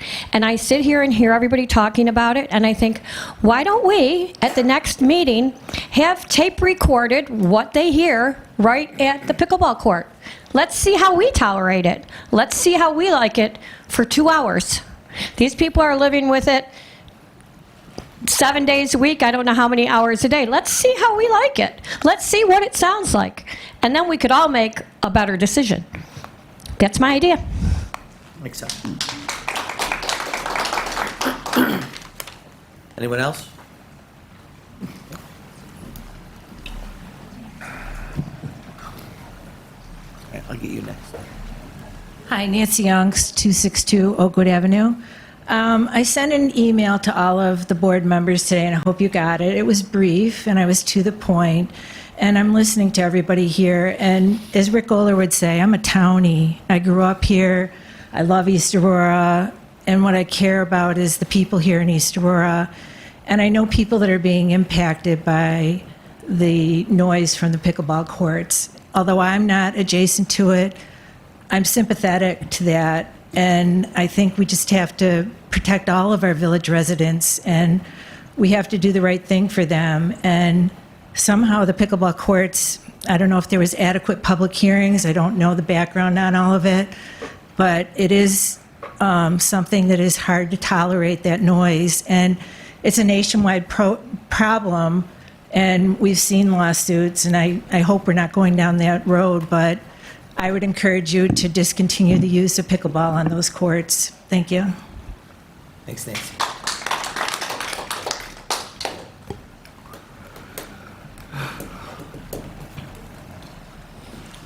My name's Glenn Klein. I live on Underhill Road, south of the village. I also have an office on Main Street in the village. I'd like to speak up for pickleball just because I like playing it. It's a good social activity. Again, all ages, probably every one of you guys could come out and play with a group that we play with. I'm not familiar with any clubs. People have mentioned that there's clubs or something. There's some text groups, and we get together 3 times a week or something like that and play. It's ages from teenagers and their dads and little old ladies, and we can all play a competitive game together, and it's a lot of fun. So I really liked initially when there were 4 courts open, that was outstanding. I sympathize for the people that have noise complaints. I hope that there's a way to mitigate that. But 4 courts together is great because then you can come and meet up with a group of up to 16 people and everybody can play, or 20 people, and you have subs waiting to go in. And that makes it a lot more fun for everyone. And when it's 2 courts, well, you're sort of limited, and you have, 15, 16 people show up, then half of them are watching, or else you're splitting up and going off to some other park. But I started playing this maybe 2 or 3 years ago, and I'm on a first name basis with 20 or 30 people that I didn't know before that. So I think it's a really nice way to, get more involved in your community, all age kids and grown-ups, and it's a lot of fun. You should try it. We play the Boys and Girls Club Tuesday, Thursday, and Saturday mornings indoors. Come try it out. It's great. Indoors? Thanks, man. Yeah, indoors is great, but it's much more fun outside when the weather's nice. Who else? My name's Amanda Kozorowskis, and I live at 221 Sycamore Street. And I played pickleball, and it's a good sport, but it is too noisy when you're listening to that ball from 8 o'clock in the morning till 8 o'clock at night, and the kids aren't even out of school yet. But it can affect your mental health, your hearing. Those sound barriers that you have up do not do anything. And another consideration is when the wind blows, it blows from the west to the east, so that sound can even be more louder than what it actually is. But, you know, you've got all these other places around for pickleball. You don't need them close to our houses, and we're all village taxpayers, and we shouldn't have to put up with this. You know, and for years, I've lived there for 45 years. I put up with basketball, little loop, baseball. That's never been an issue. But the pickleball noise is, and it's a big issue. So just move it away. And then hopefully you'll never put in the 3 and 4 courts again, because the one you got there is more than enough. But I would like to see that gone, and maybe shuffleboard, bocce ball, even a volleyball court that has markings, so you know when you hit the ball out of bounds would be a good idea too. So. Thanks, Amanda. Sure.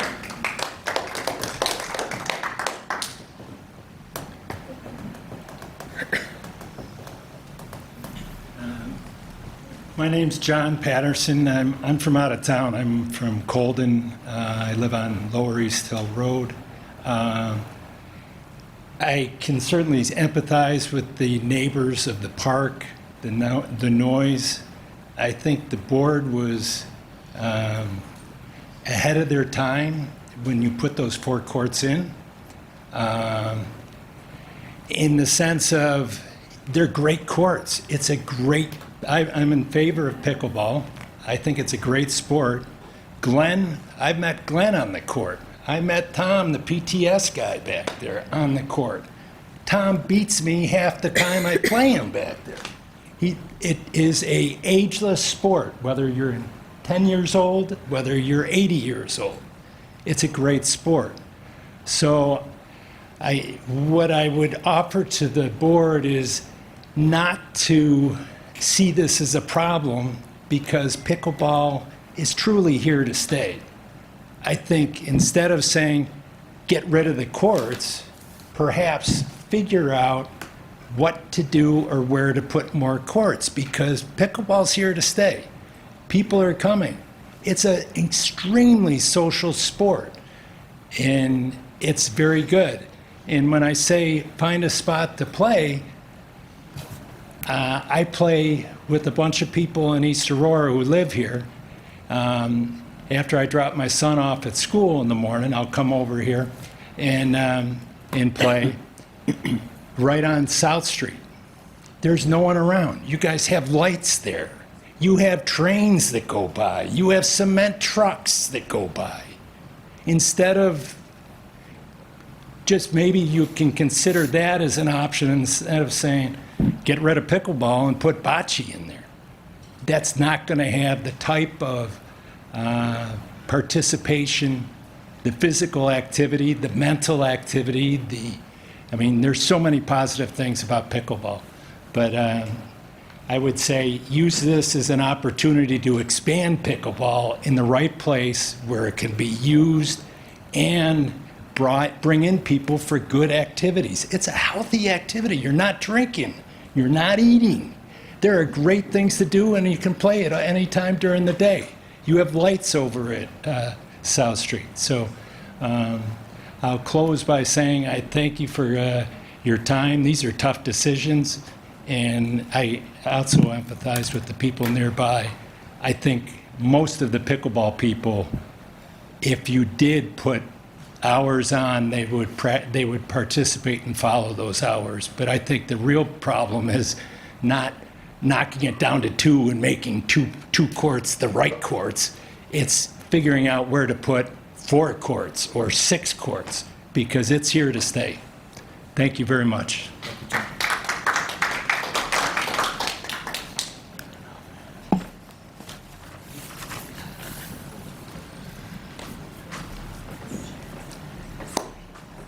I'm Dave Newell, and I live on 579 Crescent Avenue, so about a block from Sycamore. from context. And I had like some really cool stuff that I'd written down about 8th graders and 80-year-olds playing pickleball together. I am apparently an evil pickleball player. But if we're looking for solutions, and I think the pickleball courts that are in Hamlin Park are great. What you really should do is keep those as pickleball courts and do sound mitigation. But if you need a longer-term solution, a thing you might think about is Southside Park, which I think is a town park. Correct. But maybe you could work a deal with them where you took the tennis courts from there to Hamlin and the pickleball courts and put them where the tennis courts are in South.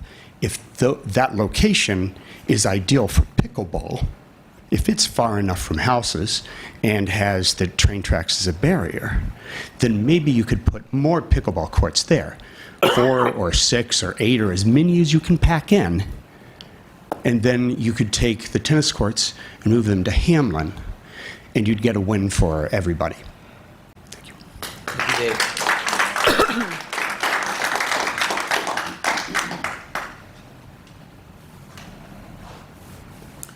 Who else? Pickleball? Going once? Going twice? Oh, we made it. All right. Need a break. Oh, there's so much agenda left. Yep. All right. So that's discussing how to use a sports court area in Hamlin Park. Moving on to official considerations. Can I get a motion to approve an application from Rachel and William Dens, 863 Lawrence Ave, for a permit to keep other than household pets for 6 hens? So moved. Moved by Kristen, second. Second. Second by Grace. Further discussion. All those in favor? Aye. Opposed? Approved? All right. I get a motion to approve a determination of non-significance under the State Environmental Quality Review Act in the matter of site plan application for a site plan application from Jim Bammel of Bammel Architects for Bank of Holland at 250 Quaker Road. The request is to construct an addition and alteration of the north side facade of the building that faces Quaker Road for an externally illuminated sign. So moved. Moved by Molly, second. Second. Second by Ernie. Further discussion? All those in favor? Aye. Aye. Opposed? Approved. I get a motion to approve a site plan application from Jim Bammel of Bammel Architects for Bank of Holland at 250 Quaker Road. The request is to construct an addition and alteration in the north side facade of the building that faces Quaker Road for an externally illuminated sign. So moved. Moved by Kristen, second. Second. Second by Grace. Further discussion. All those in favor? Aye. Aye. Opposed? Approved. I get a motion to approve an application to maintain 3 dogs for 293 Center Street. Applicants Melissa and Mark Ramsey. So moved. Moved by Steve. Steve, do you want to make that motion as written, or do you want to modify it for our discussion? I'd like- I know it was a long time ago. It was. I don't even remember who it is and where they are. No. I would like to modify that to extend it for can we do the year? And Sure. Pick a date. A year. Yeah, a year. I just did.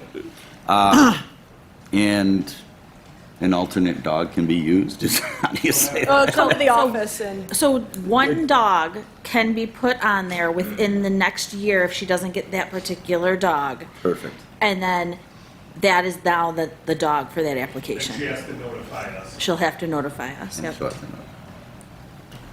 Yeah, that. Do I have to say Is that all anything else? part of your? That is all part of the, 1 year, 1 dog, notify. 1 year, 1 dog, notify us when you obtain the dog. Okay. That is Steve's motion. Anybody want to second that motion? Second. Second by Grace. Further discussion. All those in favor? Aye. Opposed? Approved. I get a motion to approve the temporary use permit for Baker Memorial UMC, applicant Wendy Mix, Strawberry Festival, June 28, 2025, from 10 a.m. to 3 p.m. So moved. Moved by Steve, second. Second. Molly. Further discussion. All those in favor? Aye. Aye. Opposed? Approved. Strawberry Festival's approved. I get a motion to approve the temporary use permit for the Roycroft Campus Corp. Applicant Alan Nowicki for the Roycroft Campus Art and Antique Show on June 28 and 29, 2025, from 10 a.m. to 5 p.m. So moved. Moved by Kristen, second. Second. Second by Steve. Further discussion? All those in favor? Aye. Opposed? Approved. Can I get a motion to set a public hearing on June 16, 2025 for a special use permit applicant Christopher Sturlace at 77 Knox Road to operate a B&B in an existing non-conforming owner-occupied two-family dwelling? So moved. Moved by Second. Kristen, second. Second. Steve, further discussion? All those in favor? Aye. Opposed? Approved. Public hearing is set for the 16th. Can I get a motion to set a public hearing on June 16, 2025 for a special use permit applicant Tony Day at 644 Oakwood Ave, General Riley House, to continue to operate as a speakeasy with light food, outdoor seating, and occasional outdoor music? So moved. Moved by Molly, second. Second. Second by Grace. Further discussion? My only thought is, even though we're setting a public hearing, I just throw it out there, what is the definition of occasional outdoor music? We'll probably want to define that. I think Define- quantified, Yeah, define that at the, yeah. We'll do that when we get there. right? So, that's just an FYI for you. If you got an answer now, you can just tell us what you're thinking, but we're just setting a public hearing for it, but what do you got? Maybe once a week, one time during the week, a couple times a month in the summertime. All right. So just before public hearing, just have that clarified. I would suggest you have it defined, Yeah. you know what I mean, like every Thursday, you know, from 6 to 8 or whatever. Yeah, okay. Thanks, Tony. Moved by Molly, second by Grace. Any other discussion? All those in favor? Aye. Opposed? Approved. Public hearing is set. I get a motion to set a public hearing on June 16, 2025 for a site plan application, Chris Contento, owner of 425-433 Prospect Ave, to add a balcony to a third-floor apartment over an existing bump out on the second floor. So moved. Moved by Grace, second. Second. Second by Steve. Further discussion? Let's see. Is that just one balcony? Yeah, Yeah. Yes. Because they've got, right, they got 4 windows up there? there's only one with a bump out. Yeah. All right. All those in favor? Aye. Opposed? Approved. Public hearing is set. I get a motion to set a public hearing on June 16, 2025. Are we setting ourselves up for 4 public hearings on that? Yes, we are. We are, This? but they don't look that bad. No. I don't think there It is. not will like not be tonight. like tonight. Set a public hearing on June 16, 2025 for an amended site plan application applicant Nathan and Chelsea Root of Left Coast Taco at 54 Elm Street for the reconfiguration of the patio and parking lot, then permanently install the patio at the front of the building. So moved. Moved by Kristen, second by Grace. Further discussion? All those in favor? Aye. Aye.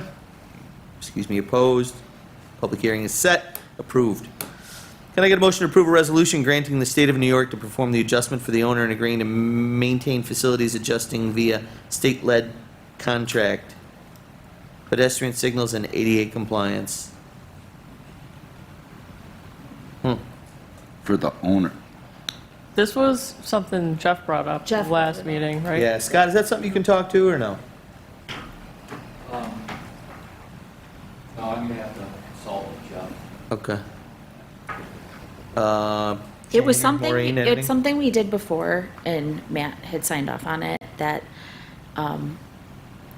Is that the And- project they're doing this summer? They Yeah. have to For the redo crosswalks, right? Aprons for the crosswalks because they're not Yes. compliant to a new law. I believe. Yeah, I it's a think, lot. it looks like that's what it says in the attachments on the agenda, right? ADA compliance, blah, blah, blah. Yeah. Bunch of routes that don't matter in They're US redoing 28. all of them, the whole strip of Main Street. We worked with them Really? to make them aware when we're having festivals so that wouldn't conflict. Okay. Does someone want to make that motion now, or is it something we can, do we need to wait until Jeff's here to explain it in more detail, or are people comfortable making the motion now? I don't know if there's a timeline for the state's work to have that done or not. I'm okay with it. You're Yeah. okay with making that motion? So you are making that? I'll make it. Moved by Grace, second. Second. Second by Steve. Further discussion? All those in favor? Aye. Aye. Aye. Opposed? Approved. Can I get a motion to approve the budget adjustments for the 2024-2025 fiscal year? So moved. Moved by Ernie, second. Second. Second by Kristen. Further discussion? All those in favor? Aye. Aye. Opposed? Approved. Can I get a motion to grant permission to advertise the Park Place water line replacement and curb bids when the bid documents are ready? So moved. Moved by Steve, second. Second. Second by Kristen. Maureen, you want to add anything? Not really. Okay, any other discussion? Do you want any of us to look at those before they go to bed? I mean, you can. Okay. You want to look at them? Sure. Okay. Thank you. All right, let's see. Moved by Steve, second by Kristen. All those in favor? Aye. Aye. Aye. Opposed? Approved. Can I get a motion to approve the surplus of bikes listed to be donated to the Rotary Club for the Go Bike Buffalo Organization bike collection? So moved. Moved by Steve, second. Second. You have that list ready? Yeah, I do. I have it. Second by Ernie. Further discussion?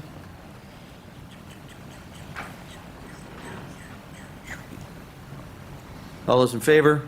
Aye. Aye. Opposed? Approved. That collection day is June 21st at Parkdale for the public to drop off bikes if they have them. They'll be put to good use. Thanks to the Rotary Club for that. I get a motion to grant permission for the mayor to sign a contract in conjunction with the town of Aurora for skylighters for the 3rd of July fireworks.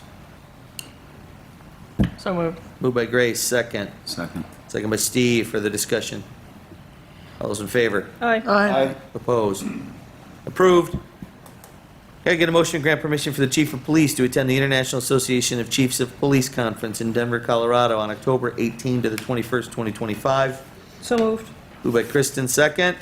Second. Second by Steve. Further discussion? Chief, anything? Really, I just learning as I go, finding that most of the county organization attends this, and while I keep trying to raise the training for my guys, I have to realize that I have to keep training myself, so, forward it goes. Very good. Thank you. Any other discussion? All those in favor? Aye. Aye. Opposed? Approved. I get a motion to grant permission for the mayor to sign a contract with the County of Erie accepting a $15,000 grant funding for SWAT equipment for the ERT program participation. So moved. Moved by Grace, second. Second. Second by Steve. Further discussion? All those in favor? Aye. Aye. Aye. Opposed? Approved. Who do we have to thank for that? Pat? Legislator Lariga. Thank you. I get a motion to grant permission for the mayor to sign a contract with the County of Erie accepting $7,000 grant funding for playground equipment in Hamlin Park. So moved. Moved by Kristen, second. Second. Second by Ernie. Further discussion? I believe that's also from her. There we go. Mm-hmm. All those in favor? Aye. Aye. Opposed?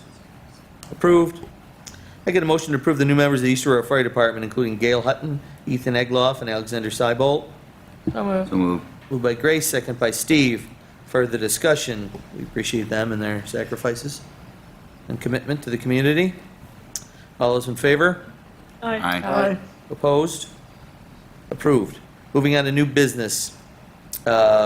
Discuss permission to hire DPW summer help grant for tree GIS. Maureen, you want to tell us about that? Yeah, Jeff was asking about if he could hire DPW summer help to plot the trees on the GIS system that we have. Doing the trees on the GIS system for some of the grants has to be done by a paid employee. There is the possibility of getting college students who are in that field to do that work for us. And there is a program, it's 10 weeks in the summer for high school or college students to work and do that type of project in the village.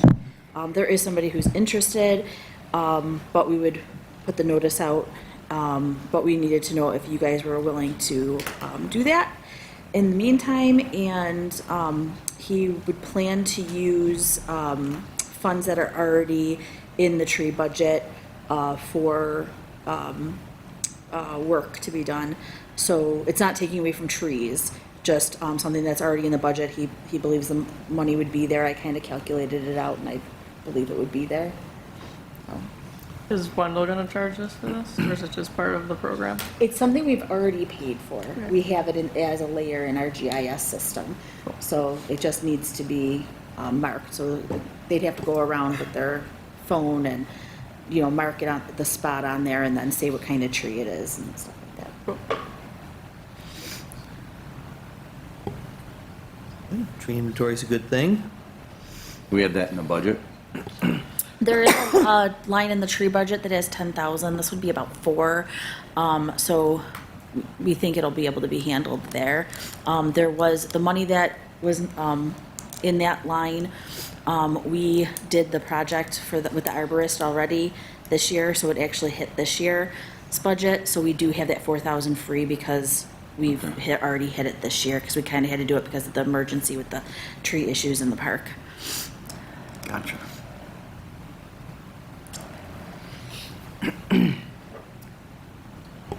That seems like a no-brainer. Yeah, it's an Yeah. easy solution. It's a really important thing to get done. Right, So- we get it on the cheap. Well, especially if we're gonna start talking about long-term maintenance programs and trying to get a handle on all this stuff. Seems like a good start to me. Agreed. Right, we're talking about a college student who's trained in this and knows what they're doing and not just like some. Well, random the person one, off the there's somebody who's interested, but you still kind of have to go through the process, is an environmental studies major in college, so. Great.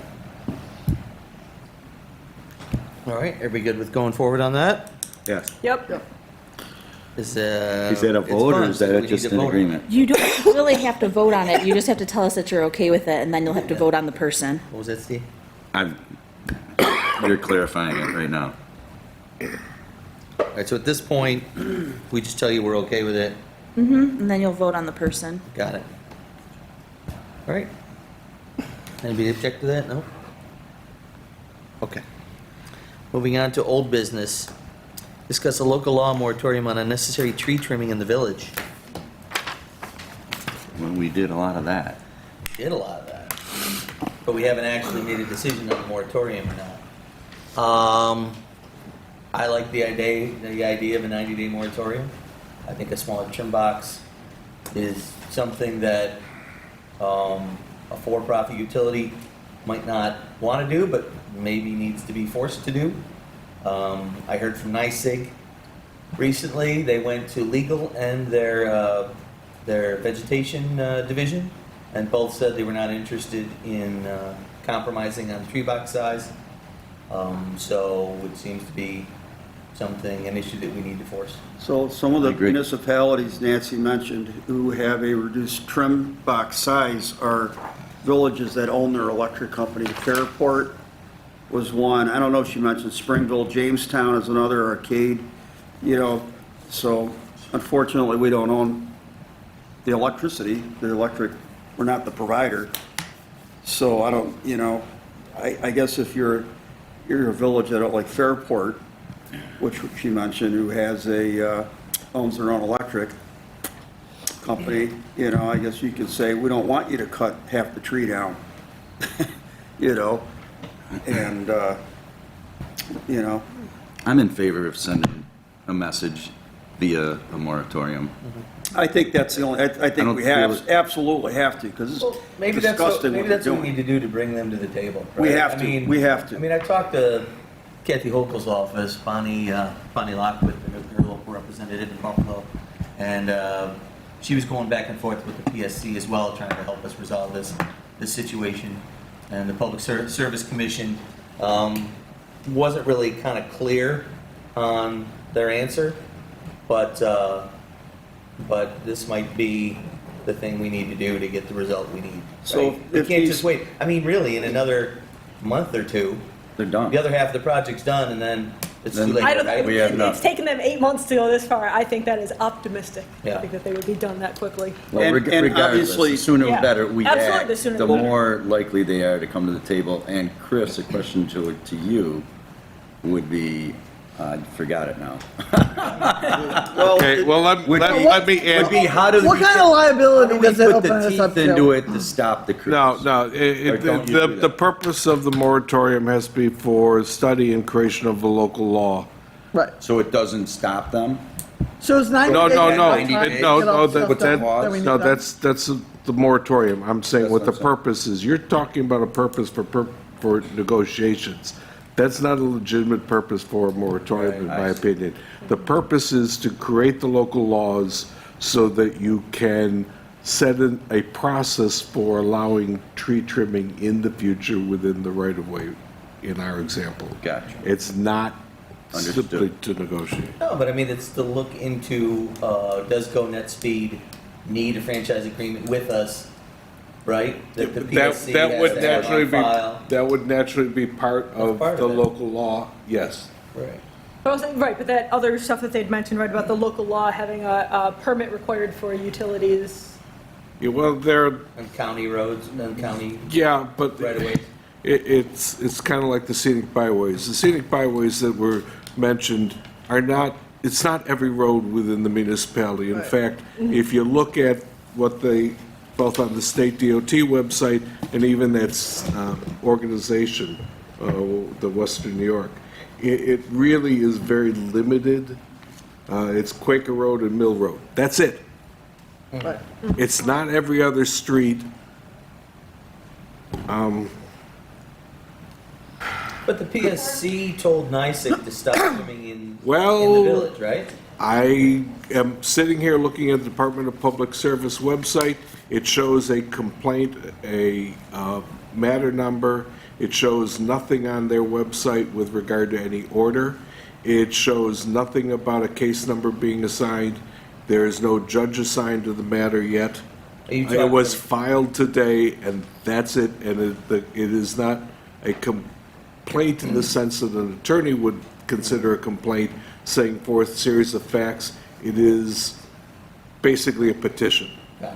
And you're talking about the PSC doing a cease and desist on Go Net Speed. What I'm saying is, I was told by NICEAG and by Hochul's office that the PSC told NICEAG they couldn't trim the community. But they didn't tell Go Net Speed or O'Connell Electric they couldn't do it, right? That may very well be Was true. that just an oversight? Is that just the next I have- evolution of their Perhaps. initiative, right? This was filed today. It's impossible to tell. There's nothing on the Department of Public Service website. I've received nothing. Perhaps you have something from the governor's office or NICEAG or about it. I haven't seen it. I have it on NICEAG, I don't have it on Go Net Speed or O'Connell yet. Right. Or at this point.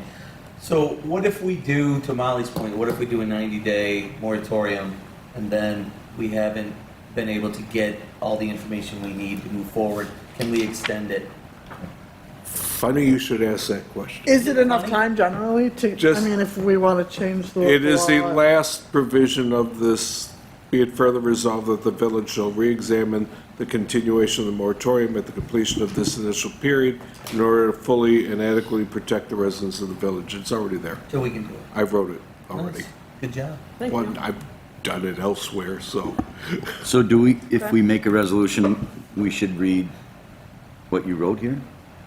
I would recommend you read it in the record, but before you do Yep. that, because it's a moratorium, you have to follow, it's a local law. You have to follow the same process. Yes, you've had the public hearing, but because it's a local law dealing with property, you have to do the seeker parts 1, 2, and 3 prior to passing it, which I also happen to do. Which means that the board would first, before they pass a moratorium, would have to, and I already signed them, would have to have a motion declaring the board as the lead agency, and then issue, just like you did earlier with the other thing, issue a neg deck, if that's your opinion. Since it's a local law as opposed to, actual specific property, it's a little easier in terms of the neg deck because you're talking about the local law. So Chris, I know you're not a fortune teller, but what kind of liability, what does this open us up to with NICEAG and bypassing this moratorium in terms of? Well, one of two things will happen. We're gonna three get things. sued? One, they could all honor it.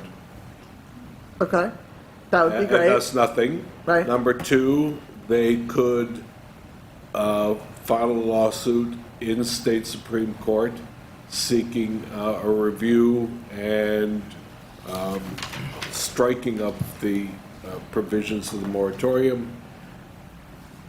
We've had cases, involving other corporations who've done that with the village over the last couple of years, not successfully. But it Okay. is what it is. Or option three, they could simply say, lovely piece of paper, thank you for sharing that with us, and we're going to do it anyway. Which then forces the village board to decide either A, do you go into court to fight for the moratorium, or do not do it? That Those would are be the- a question for another day. Okay, They but can't those are the just- three things that are most likely to happen. Yes. Okay. And remember, this applies not to just NICEAG, and it's actually not NICEAG doing the work right now. Right. It's going at Speed and O'Connell. So they're the ones who would have the standing, because they have the contract with NICEAG, or the approvals through NICEAG, but not through the village. Right, they're the people who are gonna lose money if we shut this down. Potentially. Mm-hmm.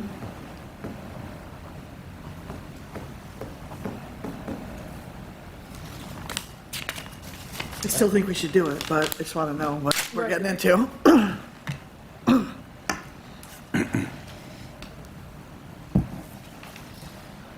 Steve, you were thinking of Making a making a motion? Yeah. Is this my verbiage? Yeah, but I thought there was something we talked about. This one says 6 months, Oh, the right-of-way part. and there was the right-of-way part. All right, give me a second. Why don't you do the neg deck and the other stuff first?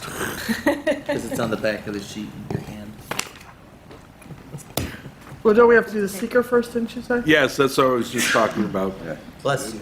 You have all the paperwork. Yeah, my pen setter stopped working. All of them? Two of them. Which one, which do you want, the seeker? I have, no, I don't. Thanks. No, you, What would you like? that's okay. I can do it on the fly. Can you know what? Why don't we Why don't take you a just quick take- bio break? Or do you want this? That's fine too. We've been sitting here for a long time. We're almost done. Are we? Yeah, let's, So close. So power close. forward, let's I'm get this saying to give done. him a second to write this up. Make sure Give me a it's moment. right. Talk about something. Yeah, I'm just Do your like, can't we just like department take head a reports. picture of the secret part in the back and then just do that? Yeah, I've got it here. You can do that. Yeah, okay, Yes, okay. give me a minute. If I didn't take a minute, I'd sit back. Yeah, shake all my right, fair. I'm just like, I know, me too. we're almost there. Are we taking a restroom break? Yes, you can take a restroom break, but we are still recording.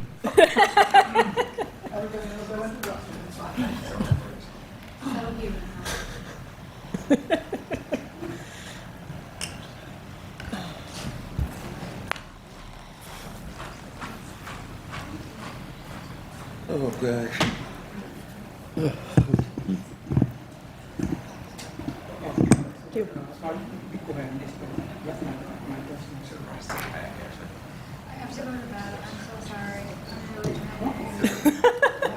you. Took tomorrow off because. That's what the break's for. Gonna be late. That's what the break's for. There were And I wouldn't tornadoes be when able we to were go to leaving sleep right Colorado away. yesterday, so all the flights What's got that? like I wouldn't be able to go to sleep right Oh, away. yeah, My oh, head- no, I know. I still mull things over, Yeah, same. and then the tree thing gets my Nice. blood pressure up. Mine too. Pickleball thing got me kind of. I need to get up. Okay, get your knees I've got working some again. feelings about that one. I'm taking this back. But that is true, right? Because I thought that's what you said. Yeah, they still can. Really? I said that, Or we just have. that was option 2. You know, I'm gonna call. I'm gonna call some of those times. Yeah. Maybe we could get those on. Are you gonna read this? Yeah, I will. Okay, I just need it back in yours. You got it, boss. Now, is this, which one is this? That's Oh, the this is third revised. one. Oh, this is This revised. is after we do seeker. In the right of way. I'm just saying, I know.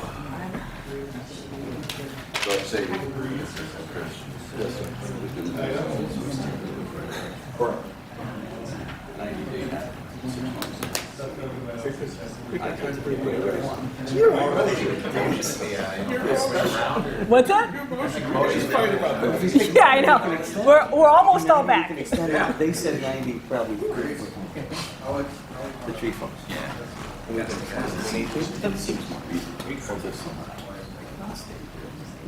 All right. They'll all get stolen immediately. Everybody's back. Let's get these people home. Sorry. Whoever wants to do it, sure. Are we talking about pickleball after this? All right, Are you doing the secret motion too, or just that one? everybody back? I don't know. I don't have the secret one. That's okay. That's okay. What's the verbiage on the seeker and the lead agency? Need a Motion to motion? declare the village board as lead agency in this issue? And after a thorough review of the situation, issue a negative declaration. Wait, there are two different motions, right? No, one. Oh, it's one motion. Yeah. She's probably You can go one. It's fertile. Yeah, it is. Of the issue or the situation? Of the situation. The review. Issue, Yeah. a neg deck review, neg deck. Negative declaration, and that will have. And Excuse me. No.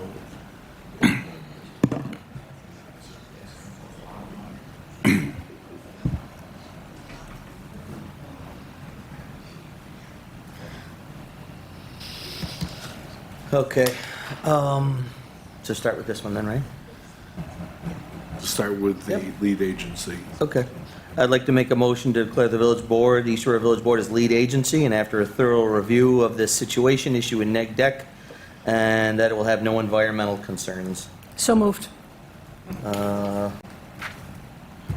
Moved by me, second by Kristen. Oh, sorry, seconded then. It's all right, I don't usually make motions, so it's okay.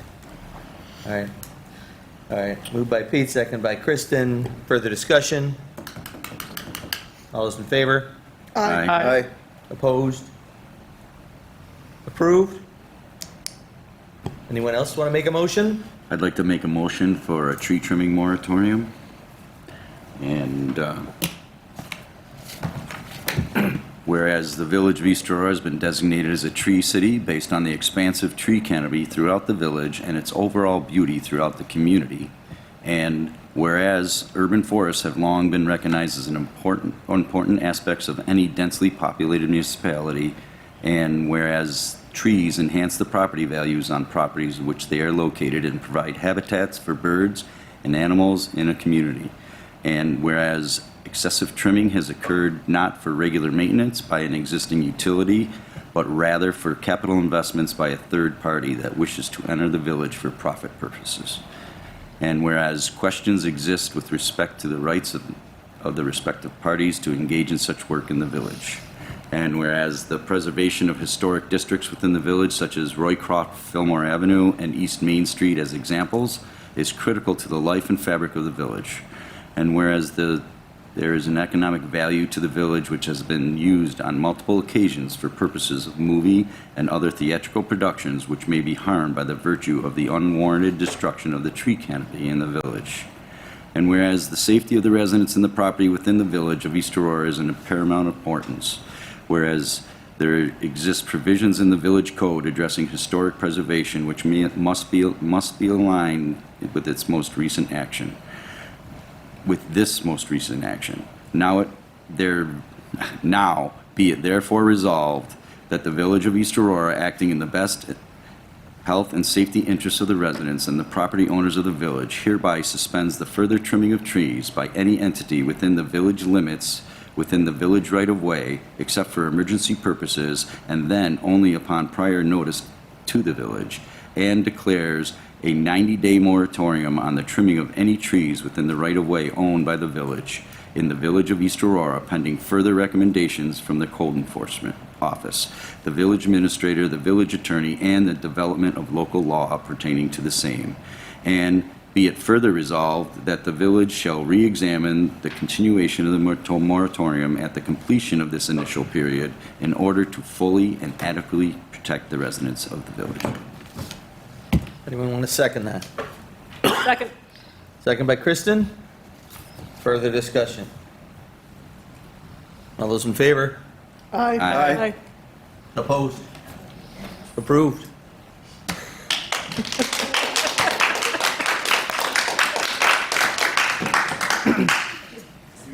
You designate a primary enforcement on that? Code enforcement? Is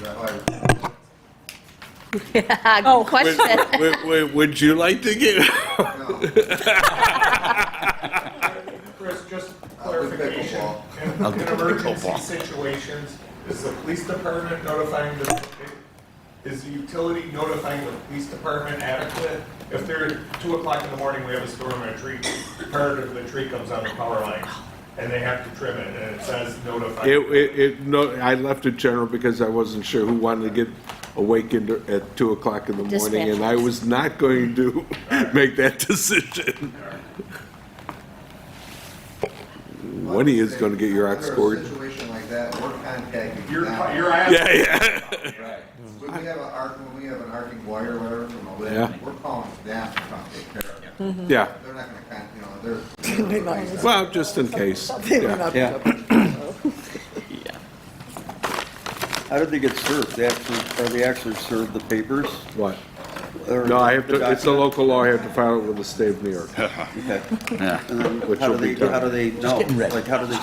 Oh, they'll be, I send them They'll in. be- they'll be- Me and Chris hours work, or- do the Yeah, paperwork we'll- and send it You'll in. contact them tomorrow? No? The paperwork? Yeah. It usually takes at least a day to get done. It has to be gotta done fill out the paperwork. paperwork for the state, and then we both have to sign it, then it has to be sent to Yeah, and there's DOS. like a stamp or something? they Yeah, put we have on to it? seal it, both, Yeah. yep. Yeah, we, Oh, thank you. Thank you. You were holding out on us before, is what you're saying? Well, all right, we're not done. good. It was We're not done. No. All right. All right, any other discussion on the moratorium? We covered all our points that we can think of at this moment? All right. All right, so moving on, other old business is the idea of the bait and shoot program to control the deer population in the village. Anybody interested in moving forward with that? I believe the next step, if it doesn't happen until January, February, the next step would be, what, probably the chief checking with the DEC as far as what's required? yeah. We do have to discuss cost. Yeah, there would be a cost associated with it. It's gonna be cost of the material to execute, cost of the transportation, cost of overtime to police officers, Then the corn and feed. What about the butchering and taking? So you could- Do they, who Could you does get that? some of those numbers for us? Yeah. There's no cost of the butchering. We take it to the buck and dough shop and cheat the wall guy. And they volunteer their They time? have a program with the state that they get paid for every pound of ground venison they give to the Food bank? Okay. food It will bank. have to be field dressed. You're right. Well, yeah. So maybe you could come up with a rough budget for us in the next month? I mean, Yeah, because we'll have to do a Yeah, budget adjustments we can figure beforehand. that out before the next couple meetings. Shane, contact town of West Seneca, because they're running one of those programs, and they can give you some good figures. Sure. I guess rather than just moving forward, is everybody for moving forward? Yes, Yes. absolutely. I Is think, it, does that have to be a formal vote or no? Just an agreement to move forward? Agreement Not to move yet. forward. I think we should, You'll Mr. have to authorize somebody at some point to sign the permit The permit. application or something. And to move the money. I mean, there's going to be more resolutions to Okay. come Right. relative But to once it. we solidify it? Yeah. Right. So I do think that's, just having looked on the DEC website, and Mr. Goodrich mentioned this also, this should be part of a larger deer management plan. So I think we could really put something together, talking about what it is that we're trying to do with this. Yeah, this was just the first step to see how the public felt. Right. We got all that information, and we can take that and go from here. Yeah. Moving forward, doing some more fact finding, getting the hard getting some numbers. numbers, getting some. Right, but I think that there is a really nice outline plan that we can use to put together. Part of the application is we have to have a plan, other ingredients to it. They Right. have to come up with a plan, they wanna know what we're gonna do to mitigate, are we gonna propose contraceptives dropped from helicopters. I mean, there's all kinds of Right. options out there. Mhm. So you get to identify how you're going to reduce the population. But the DDC will tell you that doesn't work. That's No, gonna be effective. I saw that in their documents as well, but they talked about just sort of which kinds of programs you're doing in concert with. What about the wolves? That was mentioned also, and it said that they're too scared to go into populated areas, so So we can't drop wolves. you could try. I believe the permit doesn't say. Didn't work in doesn't Yellowstone. Give us the right to go call the herd. We have to also, there's an education aspect where we have an obligation to educate the public on how to keep the deer away. And not to Right. feed them and not to attract them. There's a lot to it. Good. Right. As there should be. I mean, Well, I said that you're you supposed just to go out and have- shoot them, you're gonna have the same problem next year. So. You're supposed to have some sort of metrics for success Yeah, also, right? They absolutely. said you can do it in terms of vehicle collisions, you can do it in terms of complaints from residences about, foliage being eaten, which I can't even imagine if everybody told us every time their plant got eaten by deer. When I was a kid, right, Steve, we never had deer in the village, and if you saw a deer walking down the street in the village, you took a picture and sent it to the advertisers because there was still hunting. Right. In the Knox Estate, they hunted it, Majors Park was hunted, all Firehouse these, and Buffalo. all the way around, and it kept the population in check, and when the hunting went away, that was the end of it. Yep. Then the deer population exploded, they moved in, and a lot of the places like in Knox Woods that were covered in trillium, gone. The deer ate, and that's an endangered plant now, trillium. I think our matrix is going to be based on Ernie's successful tomato plants or not. Yeah. Double copy. Well, I have Fort Knox around my garden. I've got a 12-foot fence all the way around. It's I gotta clean never used to have to fence my garden Okay, either. what are we on now? Ever. All right. All right, Ernie, be quiet. Yeah. It's time to go. Thank you, Not yet. Ernie. You beat me to it, Hard Ernie. stuff's out of the way, now it gets easy. Yeah. Well, Discuss how to use the sports courts area in Hamlin Park. Wait, Oh, we're gonna talk about that? didn't we do that already? Did you say this was easier? No. Well, the public discussed it. Oh, so now we have to discuss it We again? didn't come up with any answers. I'm gonna look into the Southtown Tennis and see what they did with their sound curtains, and I'll move forward with that and report back. I just gotta go on record. Those people can't live like that. They can't. We gotta do something. I agree with Molly. I agree. We gotta do something. I went there, I stood in their backyard, I listened to it, it was obnoxious. And I used to think to myself, well, I live on the other side of the rink. I could hear, they used to play pickleball in the rink. And I thought that was pickleball, and it wasn't too bad. I have I have lacrosse going over there, and I can hear it. It doesn't bother me, but when I went over there, and I was in their backyard, listening to the pickleball, it's obnoxious. Listen, I love every sport under the sun. I'll probably play pickleball when I can't golf anymore. I don't care. It's great. I'm glad everybody loves Yeah. it and everybody wants it. And I don't care if we had 10 courts there, as long as the people in the neighborhood can't hear it. So if we can figure out some way to just keep that noise out of there. And if we have to spend money, everybody in town wants it. Maybe we So have, it is what it is. maybe we have I 4 agree. badminton courts, and we become the badminton capital of Western New York. I don't know if And we that's have a the answer. we have a Well, I don't know if badminton that's league the come in, and they're playing. I don't know if that's the answer. We had 31 people reach out to us and say they were for it, including multiple people who lived right on that street, right in that neighborhood, on Griggs, on South Grove, on Sycamore. 31 people in favor of it, 11 people against. I wish the Against. town would just take them over at community pool. Yeah, they won't wouldn't do even that. talk to us about it, don't I they? know, no, I've asked. Because Switcheroo. the gentleman on Crescent, I think Crescent, he suggested that, and we talked to them last year. That would Because be a if good we idea. swap, That'd if be- we it swap would be a tennis and great pickleball, That would resolve it. Switch the tennis over to Yeah, where the it'd be pickleball easy. is, and put all the pickleball on tennis courts on. yeah, because you've got the trainer Why all would the they- time. All right, anyhow. for now, I'll have a sit down with Chuck, Yeah. town Thank you. supervisor, That's awesome. and I'll I mean, if see we're if gonna there's spend money on it see if anyways. there's an agreement we can come to. Meanwhile, would it be that bad an idea to net the 2 courts that are there now and get a little more time to try it out? We didn't have much time at the end of last season with the mats we bought Well, and the hours, or shorten the hours. I agree. Just do 1 court. No, I don't mind the 2. I feel the sound attenuation needs to be better. Yeah. We have And to- and we it have to was address the exactly sound first. what Mrs. Wade said. When there's every bit of research I've done on it, if there's an opening, sound is getting through. Yeah, you gotta surround that. And those nets, the fence isn't high enough. It needs to go at least double that, 12 feet. And we need to beef up the poles if we do that, because then you have a big wind sail. And we could take the sound mitigation curtains from the other end, which is now badminton, and put them up top. So we could beef up the pole, hang dense. There's two different types of curtains. They still have extra sound barrier. They do. at the DPW. Oh. They do. Oh, really? Put one on the gate. So I think going up, and then when you put a little something over, like a 45, the sound will And what hit about the it. gate? The gate's got to get covered. Well, Yeah. Or eliminated. Does yeah, the the gate, gate should be probably locked or, Right. removed. I don't think you need a gate in between right. the tennis and.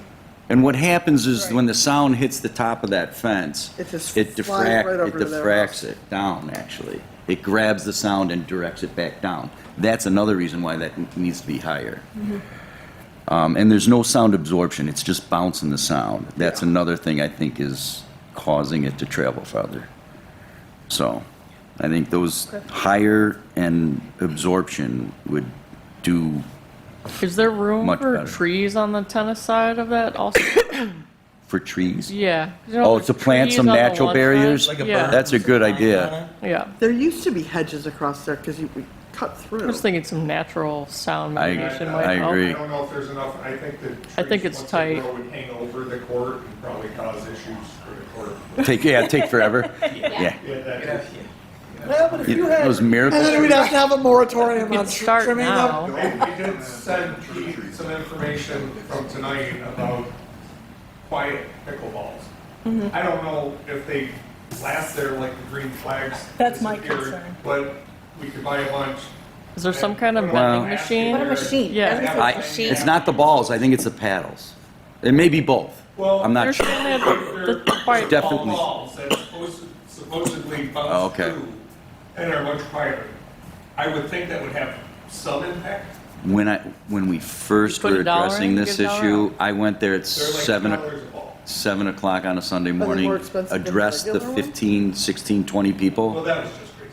It was nuts. And when I said, geez, do you think you guys would do this and use the softer paddles and the balls? And they looked at me and what they said about harassing people and laughing, that's what kind of, oh, what are you out of your mind? No, we can't practice that way because when we go into a tournament, it's not the same then. What if you can only So we use want to those practice balls? it Well, true. we don't want I guess it would be like people- golfing with a dead golf ball. They're necessary. You know, if Right. it, Big groups, but I don't know. I don't know if it slows the average game. pickleball player- I don't know if the 8-year-olds and the 80-year-olds are. I think it's the noise, I think my the- perspective. right. It's just the noise. Maybe they are. If you make it so you can only use the quiet balls there, and then Pat can send his guys over there all the time How are you gonna- and rest people for the loud Yeah. balls. I'll buy two of them and we'll Shane and I go down and play pickleball. All right. Can't hurt. Can't hurt to suggest it to people, All right. right? So the quiet ones, Shane mentioned, are $2 a piece. That's just the one link you send me. Yeah. And the regular pickleballs are about 62 cents a piece if you buy a big pack. They're under $1 each. So they're not ridiculously priced.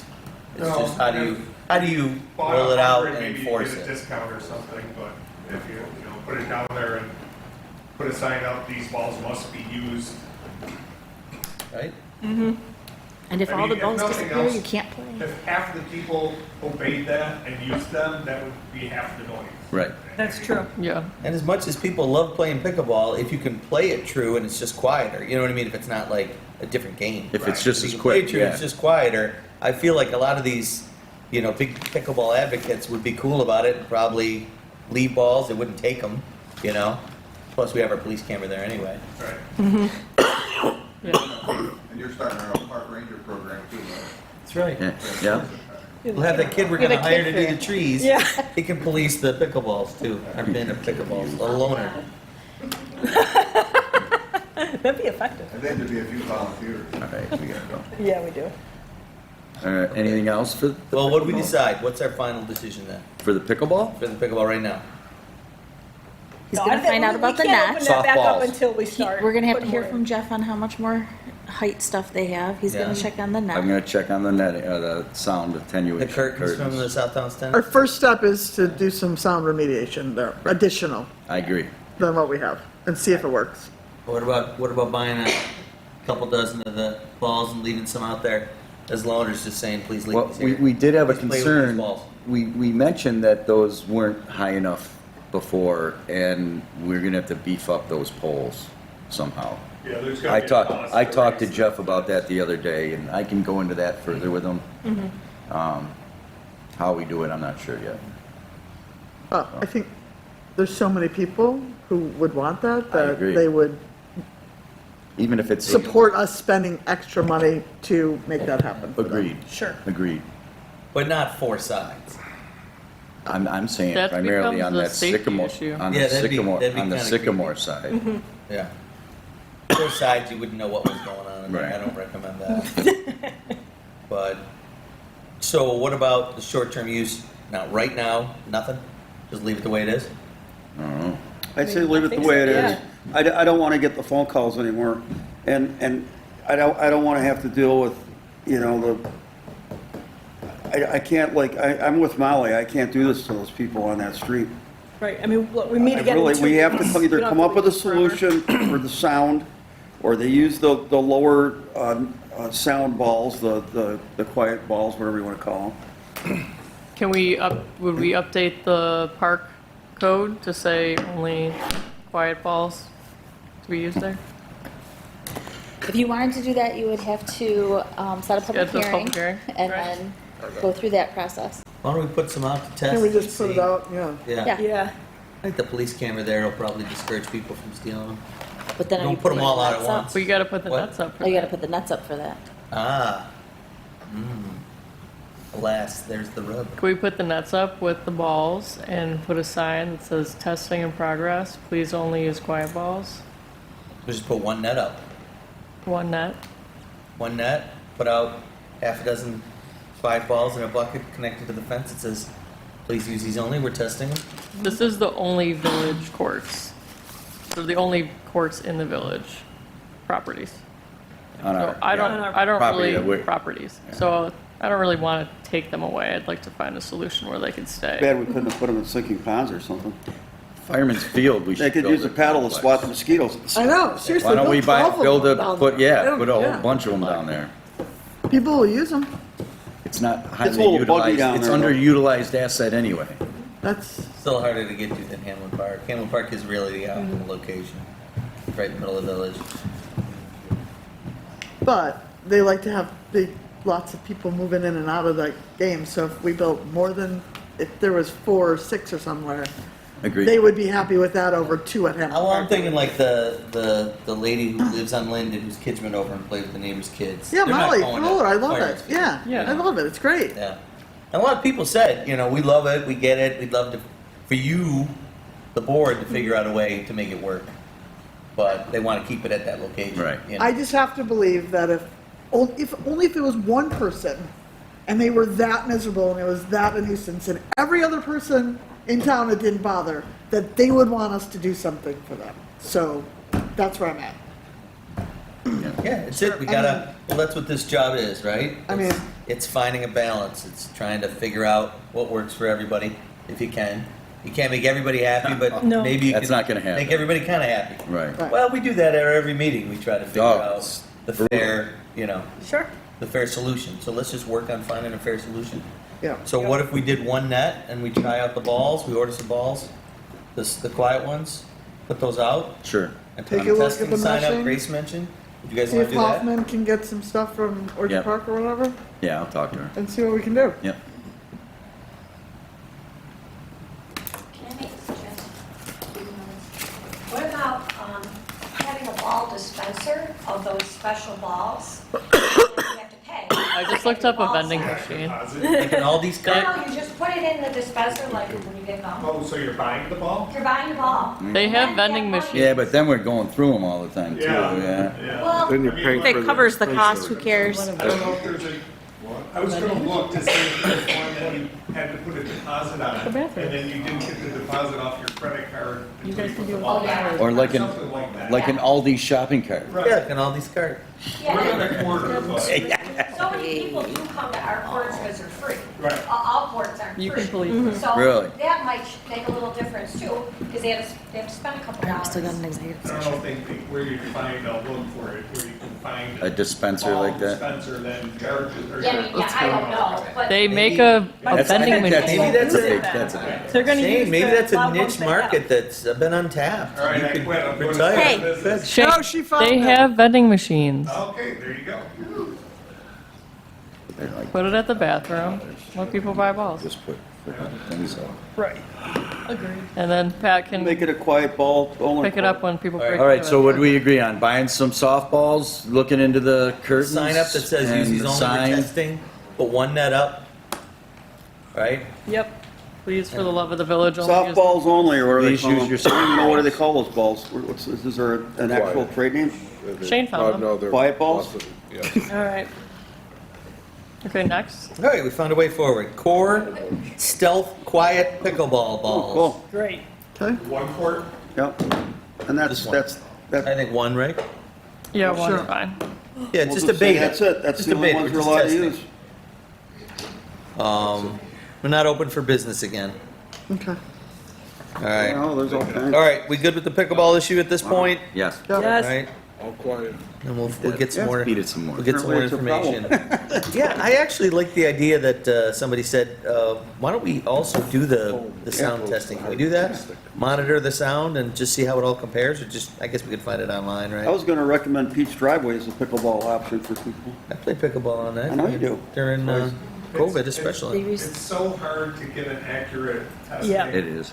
Well, Because every time last summer I'd stop at the park to listen to pickleball when I saw somebody playing, there was a lawnmower or something else, and it wasn't just pickleball. It was hard for me, and I've got bad hearing. yeah, but you're not in a Bose sound studio just measuring that, yeah. All right, so we found, we're making progress on pickleball, making progress on deer, made progress on the trees. Second, speakers and communications. Don't do it, Holly, don't do it. Don't do it. I really do have something. Come on up. Yes, miss, You're all please so excited. identify your name and address. Kimberly McAtee, 440 Gerard. I just wanted to commend the fire department. I was subbing at Parkdale today in the pre-K, and today was F day. And so the fire truck came, and the chaplain of the fire department connected everything on the fire truck to the F sound, and the kids were mesmerized, and they did it on at a last minute kind of thing. So I just want to commend The Tom Morris? yeah, and then the chief also came. He didn't say Aaron anything. Dance, Yeah, but it was phenomenal, and they need a picnic or something. Okay. Great to hear. Did that, Grace? Grace is in the fire department. Yeah, they're So, pretty great. He appreciates it. It was delightful. It was just like And Jesse too. And Jesse, yeah. Kim, maybe you should join. If you love it, Oh, yeah, she if you hasn't done love it enough. so much, why don't you join the fire department? Hey, you can. Deal. They'll take it. Thank you for that. That's appreciated, seriously. You really? Yep. I couldn't tell if you were coming up or out the door. I was like, I thought you were joking. We were hopefully both. Speaking. First, thanks to everybody for tonight. I wanted to propose a bait and shoot program for pickleball players. Whoa, whoa. You're on this too.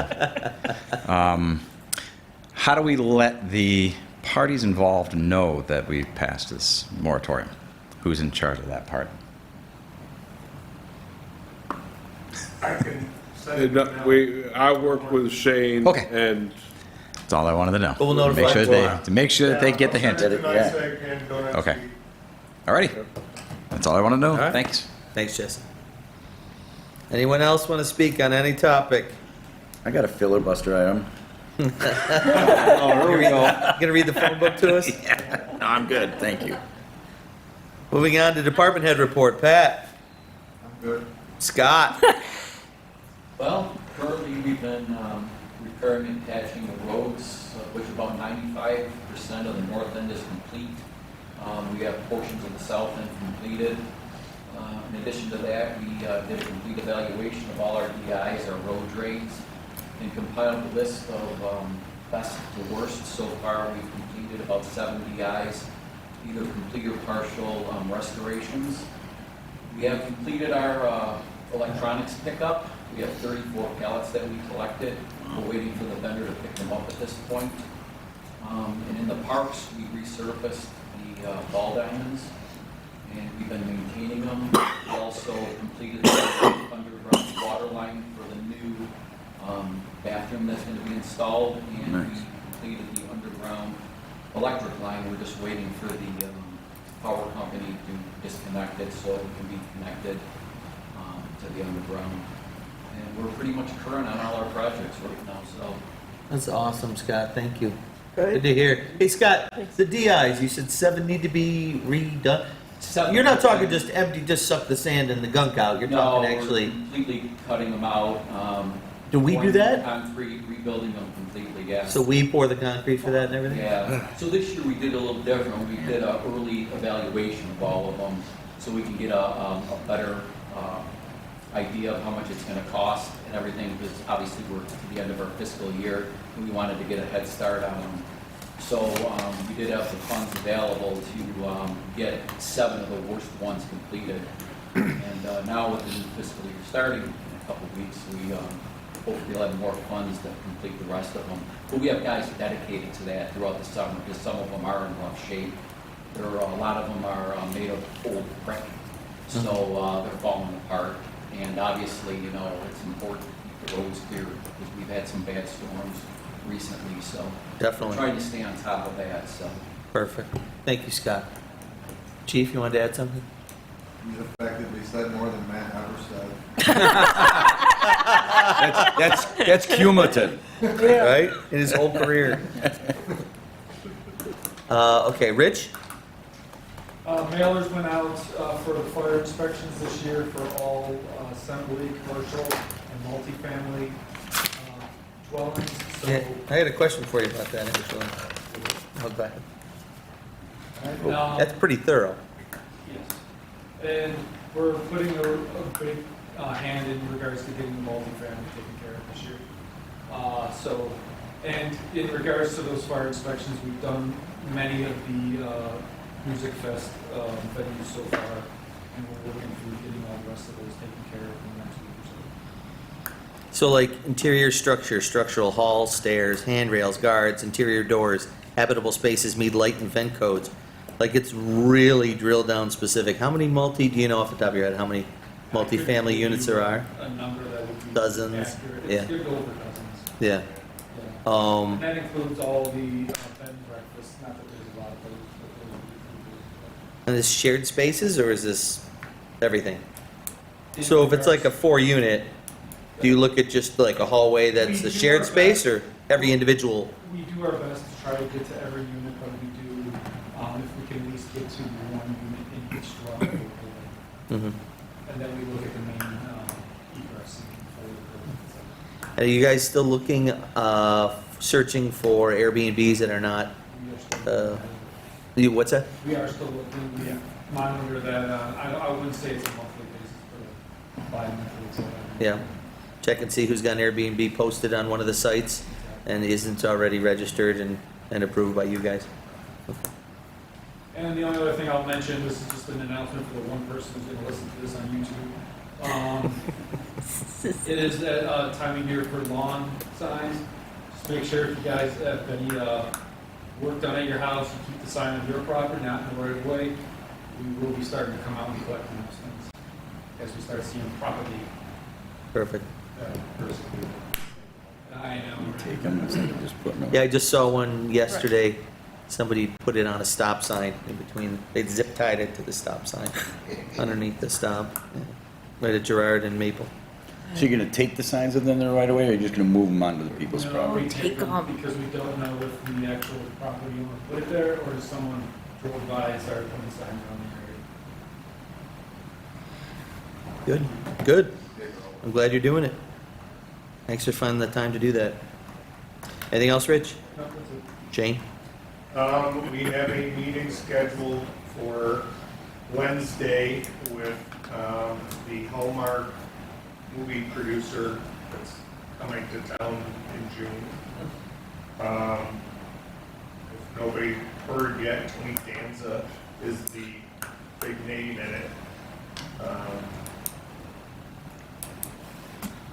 There's gonna be some road closures for a day for several hours in the afternoon, evening on Main Street in their proposal, along with several shoots throughout the village, including some in the village hall in our office. So we're gonna sit down with Pat and Scott and Maureen and I, and Pete, if you're available, and go over everything with Tim Clark and the producer and the director. They did agree that they will pay for overtime. That's what I was and just all of gonna that. ask. They're already, I spoke to them briefly about it, they're aware that any overtime incurred by us will be sent to them in the bill, and they agree that that's. Can we throw in there like their caterers, maybe local and things like that, or try to They are impress actually- upon them like They're that? actually working with businesses for food, because they have, I think it's over 100. Normally, and then People in the movie, like volunteers, I forget what the term is. But that are gonna, extras, yeah, that are gonna be in it, and they're, and I think they're doing, everything that's here, I think is going to be done somewhat local. We'll find out more about that. We'll encourage them to support. Right, yeah. They're great to work with. Tim Clark from Buffalo Niagara Film Commission and the folks at, It will be. and everybody involved with this Hallmark movie have been really They'll be great to work with. Recreating Carol Cade on Main Street oh, in June. So, yeah, but they actually came last year to the Carol Cade. Snow or something? yes, the snow. We've already looked into the snow. Yeah, It there is, is we gonna get, be they're some sending us the spray, detail.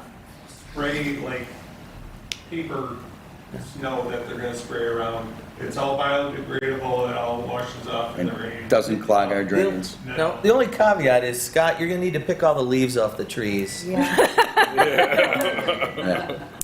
That's not a problem, just call Ollie's right. O'Connell Electric, they'll cut half the tree. You need, We you already need got leaves that set removed, up. call them. All right, anything else, Shane? No, that's it. Very good. Maureen? No, What? no, Nothing? nothing. Thank Come on, you. keep moving along, let's go. All right, Grace? No, thank you. All right, Molly? Next meeting. Ernie? No, Kristen? No, thanks. Steve? Well, I was born in Pittsburgh. And no, nothing for me. Okay. All right, no, nothing for this meeting either. All right. Is this a joke, number 10? No, 10 isn't a joke. I wish it was. Come on. Oh, have to right. do it tonight? Seriously? Does it have to be tonight? It's time. It'll be quick. Okay. yeah, that's what they all say. Can I get a motion to move an executive session for negotiation of contract providing professional services Real- at Same. 10:52? So moved under duress. Moved by Kristen, second. Reluctantly second. Second by Grace. I think Grace got it out first, even reluctantly-er. And it looks like Jeff Raby's the big winner. All in favor? Yeah. All in favor? Aye. Aye. Opposed? Approved? We're going into executive session. Thank you for coming. Get out. And here's to the cameraman who sat through the whole thing.